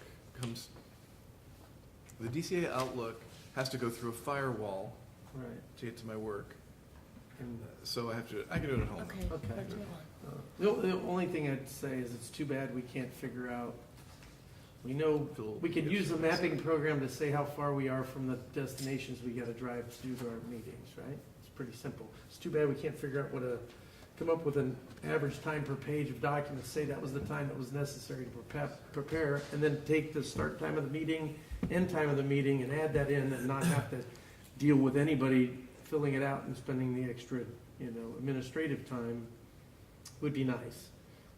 And I think that's what used to happen, maybe in the past, somewhat of that, until they added the wrinkle of preparing time and adding that as part of the per diem time. Prior to that, it was based upon, I think, the start of the meeting and the end of the meeting, and that's how we did it. If you want to keep the policy as is. Reza has mentioned that on the back, on the second page of the policy in the top paragraph, that it does talk about substantial service as defined. No, in the interest, I read the board, in the interest of time, I want to close with the statement. I don't have a concern about this board or this board president. My statement is because we're making decisions for the future. I think it should be with people who are paid by the state. I think those kind of, with the board president having a final, oversight and look, but in that capacity as a non-paid state employee, I just don't get it. That being said, I don't have a problem with this board or this president, and I can move on and refrain my comments until it becomes a problem with the next board. Well, I'd like to finish this up because you took the time to give it, and there is discrepancies between travel time versus that are specific related to this and not. So what was your recommendation on that? So the 4 issues there that are bullet pointed, kind of miscellaneous set of issues. The first one has to do with what Richard was talking about initially about time spent traveling. In reading Business and Professions Code 103, I don't think it's I think it's subject to interpretation of that section, which, as you see there, it says each member shall be reimbursed for traveling and other expenses necessarily incurred. So does that mean expenses related to traveling, like gas and parking and things like that, or does that mean those things plus time spent traveling? So if you want to interpret that as not including time spent, then I don't think any change is needed. I think that's a fair enough interpretation of it, but just wanted to point that out. I'll go through all of these and then if you So I'd like to, so in here, what it could possibly be, I choose sometimes to go elsewhere, yet there's a board location, which may change with the new rules, at Loma Linda. But because I have other work that I'm going to tie in afterwards, I choose to go to a different spot. Sometimes Sacramento, sometimes San Francisco. I don't think we've ever done LA, but and I've done Loma Linda. It would make sense for me to if you were going to use time, to take the location that would have been the easiest for me to go to, since I didn't provide a spot myself, that Loma Linda would have been the closest, so the time it would have traveled to Loma Linda would be that, which would be reimbursable. Any time beyond that would be on me, because I chose to go to a different location that wasn't as close or convenient. That would be me. If it was no time, that's fine, but I think anything we do related to preparation and reading and stuff like that should be reimbursed, because that would be stuff I would never do unless I was volunteered or appointed on this board. So those are how, I don't really care whether you're going to take it as the time for the travel or the time for the thing. We just should come up to a consideration. So that would be my recommendation on that. Unless, of course, there's very clear in B&P that time or reimbursed for traveling includes the time spent. And if it's not clear, I don't know how we find out. Well, I have a question related to that. When I give Roman my time, he wants to know when I left my home or work and when I got back to my home or work, because there's a formula Right. For the per diem. Yes, not for per diem. Per diem is for your duties. Oh. It's for reimbursement of travel-related expenses. And so whether you are receive reimbursement for breakfast, lunch, or dinner, there's time frames that address that. So I get home at 4 p.m. I'm going to get a lunch, but not a dinner. I get home at 9 p.m. I get both. I get home 11, then I'm not even sure you get a breakfast. You get breakfast too? You might not even get a. I'm not sure. But I'm just anyways, kidding, yeah. there's time frames that are specified not only for each 24-hour segment, but then also if there's less than 24 hours, there's these leave before here and arrive after this date, and that's the reason he asks for That's that. the time. For me, that's enough. I mean, I don't need to be paid for traveling time. But I mean, it says travel expense. I interpret this as travel expenses and other expenses instead of traveling and other expenses, but that's why it's weirdly worded. But we could change, if we change it to travel expenses and other expenses, I would be okay with that wording. Well, that's statute, the first one. Right. The B&P. Or I would support an interpretation of it as meaning the same thing. But But we can't give, we can't, yeah, so, I don't know how other people feel about that. So in the example that Jeff gave, and following BP 103, he would be reimbursed for his gas in driving to that meeting. He would not be reimbursed for his time spent. Is that right, Reza? Say it one more time. In the example Jeff gave, he went to Loma Linda for a meeting. That's, let's say, 20 minutes from wherever. 15, He would be paid for his gas or mileage to that meeting. He would not be paid for his time. That's right. Okay, that's fine. And if I think chose this to is clear. drive to LA and do that, I'd get the mileage from my house to Loma Linda and back, is the way I would say it. Unless, of course, there was a specific reason that I had to go to San Francisco, you know, then, or especially if the new rule is we gotta get a quorum someplace, so I'm one of them that make the quorum and somebody else is able to do somewhere else, you know, and we choose to communicate that we'll be in the same unknown location for the purpose, you know, then, See, now that's too granular to me. If I you know, decide but I'm as just a saying. board member who's been appointed by the governor, who took an oath once, twice, and maybe 3 times, I would say that if you chose to go to Los Angeles, there's some good reason you chose to go to Los Angeles, and the regulatory information tells you that you can claim that mileage, you can't claim your time, and we move on. And if you want to have a discussion with the president about it, about your reasoning, that would be your decision. sure, okay. Yeah. Well, the only reason I do the other is I may have other commitments in that by working in the location. You still with- do the yeah, right but I'm just- thing. Okay. I know Well, I that too about have, you. I too have multiple work sites, as I think you do too, Denise, so whatever work site you're leaving to get to the airport to go to your Right, meeting would, okay. that's the mileage, you know, you figure it out and we, Okay. you know, Right. it seems, we have to be flexible about that. Right. I just have one follow-up question on what Heather was saying, that recording the time when you get home. Well, what if the meeting ends at noon and you get home at 9? What is, how does it work? When the travel reimbursement claim was audited, I'm sure we would have to reach out to you. They would not have like a 7-hour, you know, and you'd have to. That's my, yeah, exactly. You would minus the time you took off and just look at your travel time beyond Right. it. You No, can- but she's talking about like when you were saying that, you know, you get then like, let's say breakfast or lunch or whatever that is. What I used to tell Roman, if he'd asked me what time I got home, I would sit there and say, well, if I'd gone straight from the meeting home, it had taken me at this time of day about 2 hours, so put 2 hours, even though I may have gotten home at 10 o'clock at night because I went to I know, another but what if meeting. you got lunch right before that? Like, so is that included or is it not included because the meeting was over at 12 and then you had something at Well, 12:30 and you got home at 2:30? Yeah, it's based on your return time, not the ending time of the meeting. So today, That's what if I'm you saying. leave this meeting at 12, you would be reimbursed for lunch because theoretically and if you left soon after, forget the 9 o'clock. Yeah, I don't think so. I mean, that's what I'm saying. I don't have that information here. We can get everyone the DCA travel guide. Okay. I don't think you get reimbursed for lunch if you get home at 12.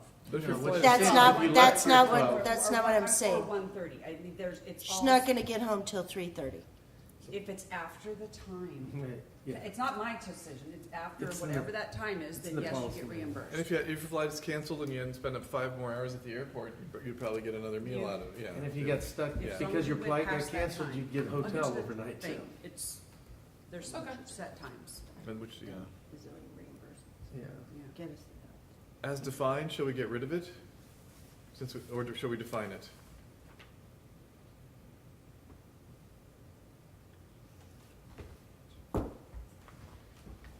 Or as determined by the president? I mean, you could do a few different things.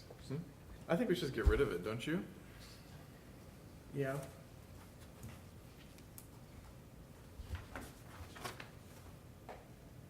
Doesn't matter.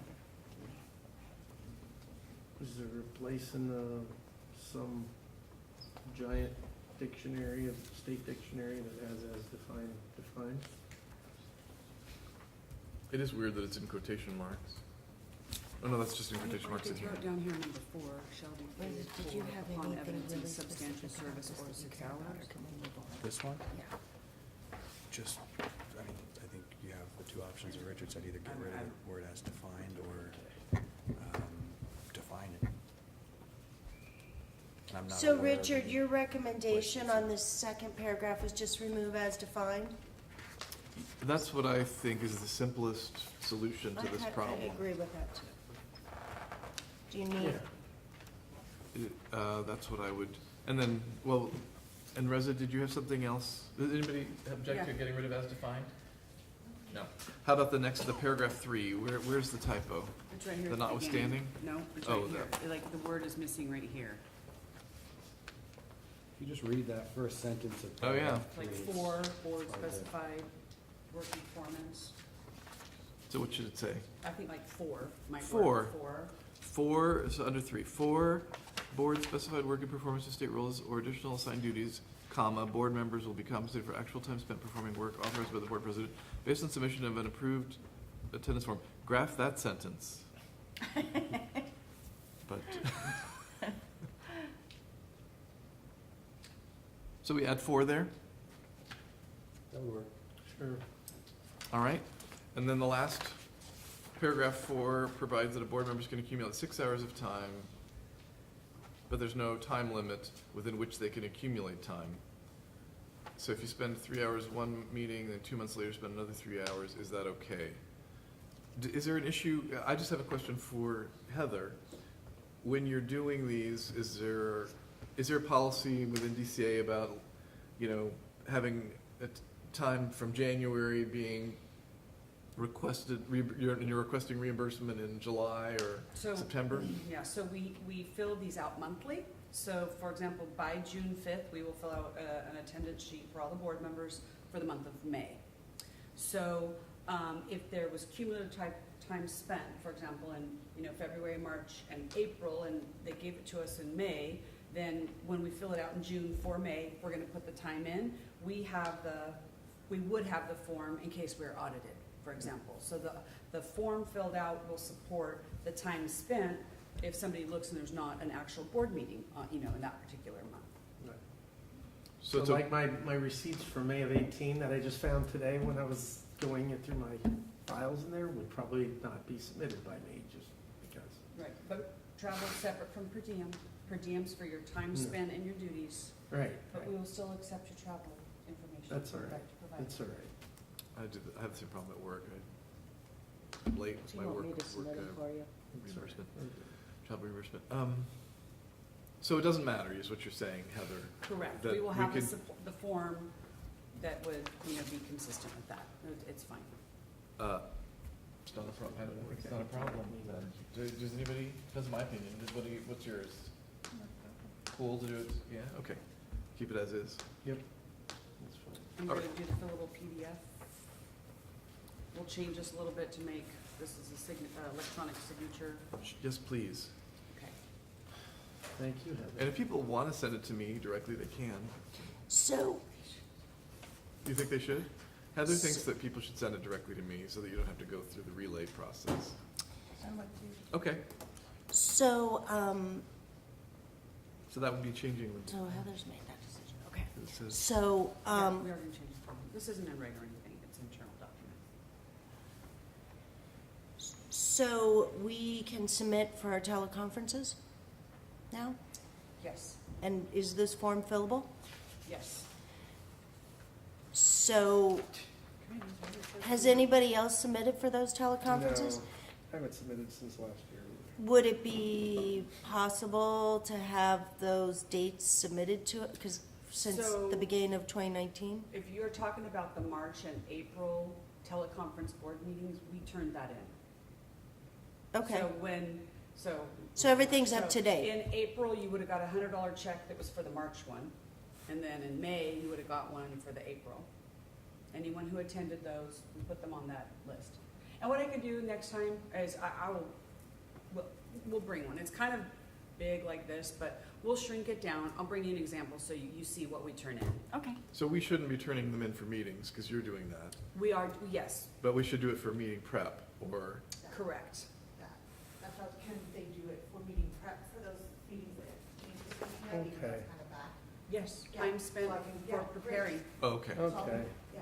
So we'll have Jody send that out again. Thank We're you. gonna make a slight modification at the foot of it. We'll send it all to everyone's DCA email address, and we will shoot you an email to your personal one saying we sent one to your DCA, and So I think we're just making a motion to do 3 things. Remove as defined, from the per diem policy number 2, add the word "for" into per diem policy number 3, and revise the form as a refillable PDF form with the contact information to send it to the president. Right, and we'll make it electronic Or the signature. president or the So if you get board. it with the checkbox, then that's like the Okay. individual's electronic. And then we'll send that out once it's updated. So if that's my motion, does anyone have a second that? I'll second that. Jeff seconds it. Any board discussion? Hearing none? Jeff? Nope. Oh, yes, I'm sorry. I thought you were asking if I had any discussion points. I have no discussion points, and I'm yes. Second day, wait a minute. Okay, Jeff said Yes. yes. Denise? The vote is to these 4 items? Yeah. Yes. Piata? Yes. Sharon? Yes. Laura, yes. Richard? Yes. Motion carries. Those revisions will be made. Thank you. We're ready for the executive officer's report. Yay. So, in the middle of the first page, there are 4 bulleted items. They actually follow the report. The first one being the fiscal month 8. I don't have it. I don't know. I don't have your report.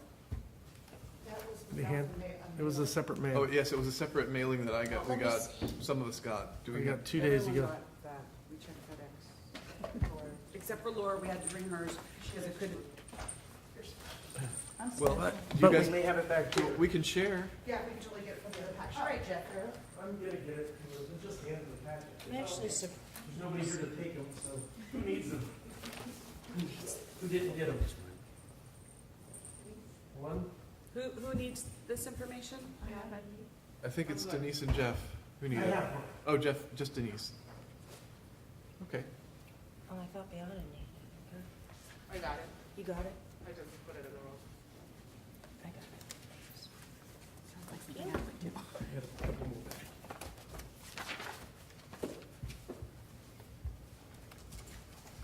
Okay. So the fiscal month 8 expenditure projections are here. Sort of as a reminder, the first 2 columns are fiscal year 16-17 actuals at the end of the fiscal year. The third column where it says budget allotment, that is the board's budget for this fiscal year. The next column shows our expenditures through February. The percent of that budget item is indicated, although it's actually not, it's not really that important simply because we're held to the bottom line budget, not individual line items. But that next column shows projections to year end, and some of those are straight lined, which means you take the amount spent year to date, you divide it by 8 months, you times it times 12, and you figure out this is what we think we're gonna forecast to spend. Excuse me. In some cases, for example, the departmental services, all of those are, 100%. We're tasked with those payments, so we will always spend 100%, never more, never less. And then going down into the enforcement line items, Attorney General, OAH, evidence fees, court reporters, et cetera, you can see that the amounts are larger than the actual budgets. And so we're actually using salary savings, and if you look at the very top line where it says salaries and wages, you can see that we have a couple 150, 140 underspent, and that's helping to pay for these other line items where we're going over. What we're going to do is submit a BCP for the AG, OAH, evidence witness fees and court reporters, all of those ones that show, quite a bit over expenditure, and do a BCP to get the budget to be more in alignment with our actual expenditures so that we don't have to use salary savings to pay for that. And then to the middle of the page, sort of where the hole punch is, slightly below that, there's an italicized architectural revolving fund, ARF. So the last 2 fiscal years, that's how much money we set aside. Like basically we saved our we underspent and then we saved that money. And so going to the right, we are saving $75,000 this year towards that move. And even with all of these projections to year end, as well as the 75,000 savings, you can see the bottom line is in the very far right corner, 25,000 we're expected to still like slightly underspend. If we didn't do the 75 for the ARF, then that would be, 100,000. So this is our expenditures projections. Any questions?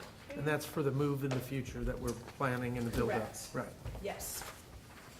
And then the next one, this is annual revenue. Actually, I do have a sorry. question. Yeah. So actual, but my understanding is that Fiscal is, the data are not really there, exact. Correct. So these are all estimates? Correct. Okay, Yes. thanks.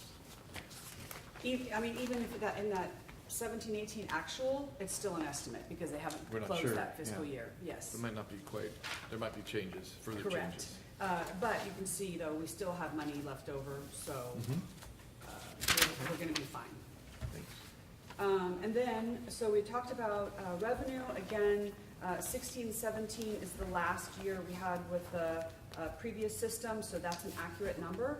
The 17-18 was, it's an estimate still, but if you look at the grade column, we predicted that we would earn, 2.03 million. We came in at 2.04, so approximately 16,000 more than we projected that we would earn.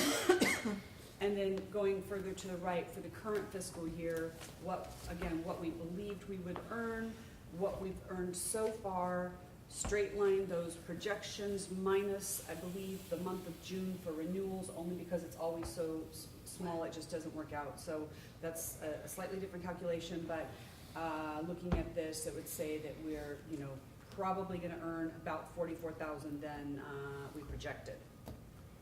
Interesting to note, though, I think, is that the line below that regarding reimbursements is for the fingerprints. That's like a pass-through. So the money is in our budget, but then when individuals pay the fingerprint fee, the money comes to us, but then it's all transferred to the Department of Justice. But what you can see is we are Making money for the Department of Justice. we're getting quite a bit more people being fingerprinted, meaning, an increase in applications, and this number's been 22 since I've been, with the board, so. Any questions? No. So, again, keeping in mind that these are projections, the next one is a fund condition.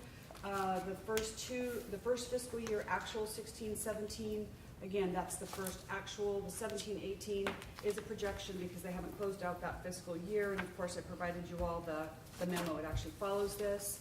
But using our projections for what we spent last year and what we project we're gonna spend this year, and then going forward, you can see the current budget act, it's all in bold. What you can see at the bottom, though, is that the revenue trend is not keeping up overall with the expenditure, so you have this slight downward trend in terms of the months of reserves, and this is another one of the reasons I suggested that the consideration of lowering the inactive fee wait until we have better numbers, because having 2 fiscal years that are both projections, it's very hard to have an accurate forecast. So we really need to see how 17-18 and 18-19 play out to know what our actual expenditures are, as well as what our actual revenue is, to take a look at what that does to the board's bottom line fund. And again, the fund is the board's bank account, if you will.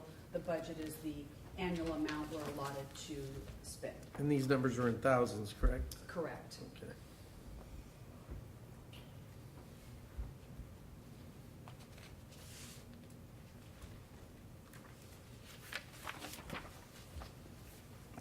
Any questions?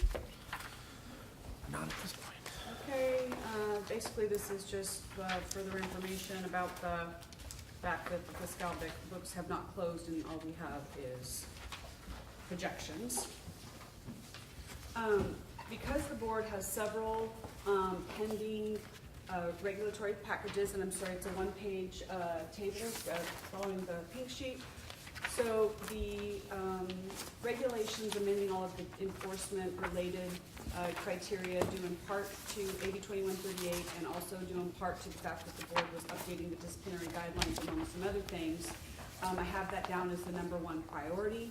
The priority number 2 and 3, they were there previously for these other packages that also need to be submitted. Below that, where it talks about eliminating reference to post-professional, that's before the board for the consideration. And so I guess what I would just ask is that we know the number 1. I really would like you to take a look at the number 2, the number 3, and the one you approved yesterday, and just give staff direction in terms of what are the in your minds, the next higher priorities for the rulemaking files. You went too far. Go back a little bit, like for about 3 pages. Nope, keep going.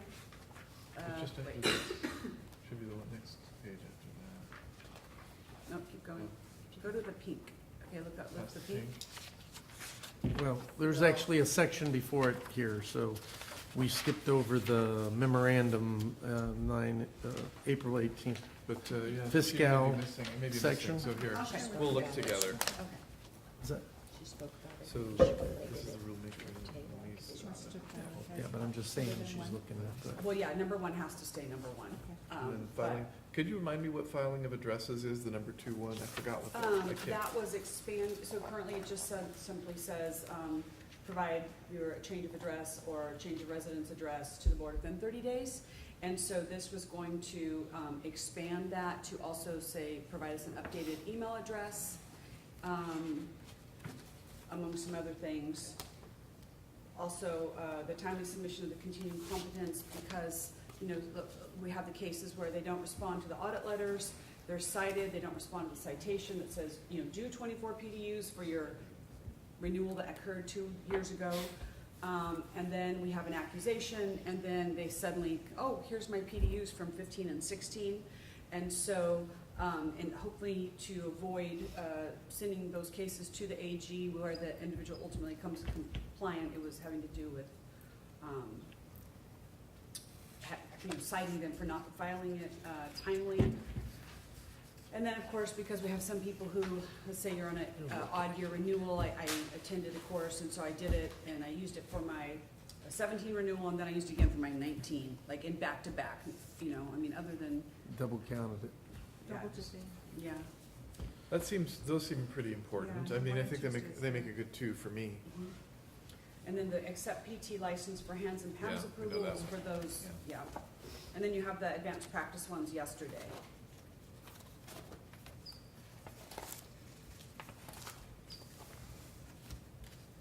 Does anybody think that post-professional is, happens, is really substantial and needs to happen We have a little sooner? waiting period because we're gonna do some searching, but I don't know if that needs to be next.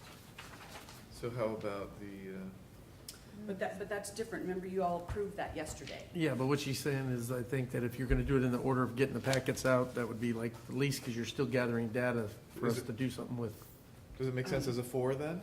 It's fine with me. I don't know what, Heather's, what do you think, Heather, as the person who's gotta get these out? and- Yeah, I think that the future conversation about possibly changing those hours is probably pretty far down the line, and wouldn't be reason enough to hold this up, where we have a regulation that says post-professional, we have applications that say that, but it's been removed from the statute. And you may recall, Reza gave a presentation about, you know, the issue that comes up when there is an inconsistency in statutes and regulations. So in other words, it should slide to 1 or 2 equal to, because both 1 was driven by legislation, and the other 2 are just should for go up to cleanup 1. for ourselves. Or, you know, or 2, you can't really have 2 ones. I mean, you can't. I said they could either swap, right? Yeah. Heather, is it okay to ask, how would you order these? Because you're the one that's in the mix. I would probably make the advanced practice the number 2, the filing of addresses number 3, and the PT one number 4, just because it's such a smaller group of people, it affects fewer. The advanced practices, you know, we get. The hands, however PAMS one? many- Right, however Yeah. many applications we get. So, Plus 3 and 4? This would becomes be- 2, this becomes So 3. this would be 2, four. except PT license for hands Pams would be 2 then? 4. I think that would be 4. Oh, 4. 4. Which is the advanced? Uh, Oh, advanced five- practice. Continuing competence. Filing address would become 3. Post-professional is 2. I mean, we got like 65-ish advanced practice applications in the first quarter of this year, so it's such a larger number of people annually than it is those PTs who, OTPT dual licensees that are adversely impacted by the, Okay, so we have right here. So the first row would be 1, the second row would be 3, the third row, except PTs, would be 4, eliminate reference to post-professional would become 2. I Right, believe that is. right. And I'm good with that. And the others, are you open? Or are the other Well, pressing issues? actually, just, so the other, towards the bottom, those 2, that's actually gonna go to a practice committee, now that we have one, Okay. for their discussion and development of a recommendation to the board. So the board will probably see something in like November, for example, Okay. and then depending on where we're at, they can then, these can all be reprioritized. And then free sponsored healthcare events would be 5, Yes. Okay, and then the last 2 are going for approval. and the last 2. Works. Does anybody have, I'll make a motion to reorder them as such, as we just discussed. we have a motion? Do we have a second from Beata? Any further, more discussion? Hearing none? Jeff? Aye. Denise? Yes. Beata? Yes. Sharon? Yes. Lauren, yes. Richard? Yes, motion carries. Thank you. Okay, next, moving right along, then the next is the applications data for the quarter.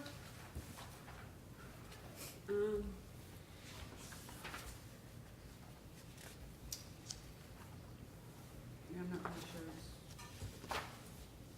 Okay, any questions? Nope. No questions. Nice numbers.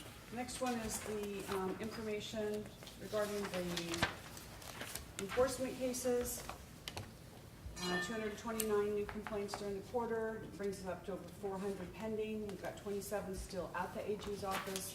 Obviously, you know, back in, I think, October, we reported we had like over 40, and so you all have seen that since, you know, December, January, February, like every month, you know, you're getting these. Here's the status of those cases that are at the Attorney General's office. That's an increase, I mean. It has been, yeah, last couple of years.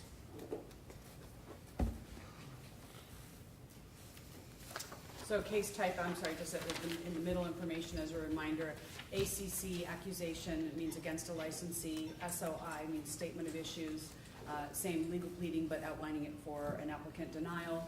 CIT is for citation when the individual requests an administrative hearing. PTR, petition to revoke for an individual who's on probation and not compliant with the terms. And are we keeping track of what these violations, so we can see what the trends are? Like, are they DUIs, are they PDUs, are they? No, but we can do that. So you would like to see trend of, Case What's type. coming our way, because then we could be proactive and, I don't know. I think we could do it for the past. I mean, this information, until the legal pleading is prepared and it's served, Right. this is confidential, the board, so, but I feel like we could do it in the past. That'd be good. Okay. Trend of past violations. Yeah, to see what. For only How for many years? accusations for licensees, or? Okay. Heather, yesterday we looked at a bill that would potentially require licensees to report allegations of sexual misconduct, and maybe this is premature to think about how that would be handled, but would that be a separate do you think that would end up with a separate case type? Or would it result in an accusation to the board? Do you remember if that bill required reporting about the numbers? Just one second. It just seems, I was wondering, maybe it might be a new case. It just makes me think of that, because I'm thinking that maybe that's a new case type. Well, a lot of these are gonna fall under unprofessional conduct, which does So cover a that bunch would of be- different yeah. things, so, but we could look into that. Yeah, it'd be interesting to know where that would fall into this kind of Okay. tracking. The just- definition of unprofessional conduct's in our manual. Yeah. Yes, And It's pretty long, I mean, it's under 2570.28. And I can go on the website. Yes, there's a link over on the left in the gray box. Are you looking at traffic? Sorry, I'm not even going to my Oh, report. I think it's Hold on, Friday. let's see.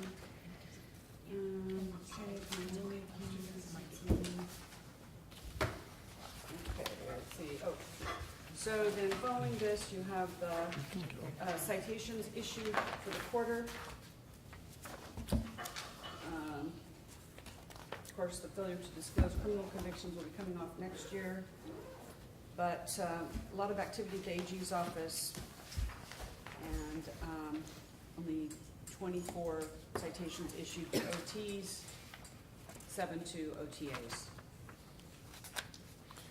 They're all address changes, Yeah, a lot of address change. with the exception of 2 PDUs. Yep. And then what would happen is those were probably already investigation into the PDU, and then that was the realization along the way was that, oh, by the way, it was an address change. And then lastly is who's on the current list of probationers. And you can see with the little asterisk on the side, the number of individuals that are tolling or have told, either due to the fact that they had periods of employment, or maybe right when the probation started, there was a slight delay until they were employed, or perhaps they're out of state because they're practicing elsewhere. Let's see, so I'm going back to my report under item E. We do have make appointment to the practice committee, which was done today. You can see there are a couple of items for the practice committee recommended items, as well as the 2 regulatory items that were just in the previous report. And then there's a couple of other things listed. And then lastly was this, the floor plan for the new site has finally been signed off by me, the Department of Consumer Affairs. DGS is in the process of negotiating that. And so interesting, when I shared last year with you the item that the Department of Consumer Affairs, as well as all of the other departments under the Business Consumer Services and Housing Agency, were looking to the 17-acre property over off of Richards Boulevard and I-5 to make this big sprawling campus, and they're not moving forward with that now. So, So thank goodness So it's we a good moved thing ahead they're doing with this. your words, not mine, but yes, so what they've done, so that, because the date when we will move will be sometime between December and June, and it's unknown at this point. They basically, they're doing the new soft-term lease for our current place, and then we'll give the notice and coincide that we move out and, minimize the period of time when we have to pay rent at both locations. So will we vacate that building altogether? When I mean we as the state, are we vacating it simultaneously, or are we gonna be We, based? the board, is the only one, speech board is moving as well, but to a different location. And then the remaining tenants, a lot of them are slated to move to a bigger If they ever get that approved. Yeah, well, no, that's actually in the works as well. Okay. So this is moving forward then. So last time Yes. there was a glitch. There was a little bit of a foot dragging on one of the agents, DGS or something, wasn't there? It just. Or not foot dragging, not Yeah, foot dragging. just everything takes so much longer than you would think is really I was afraid that it would necessary. up the expense, but now we're moving forward again. Mhm. That's great. Motion to adjourn? Are you done, Heather? I'm done, thank you. I looked through her stack if she didn't. We're have it. adjourned. Thank you very much. Okay, good meeting, everybody. Thank you. I didn't mean to say foot dragging, but.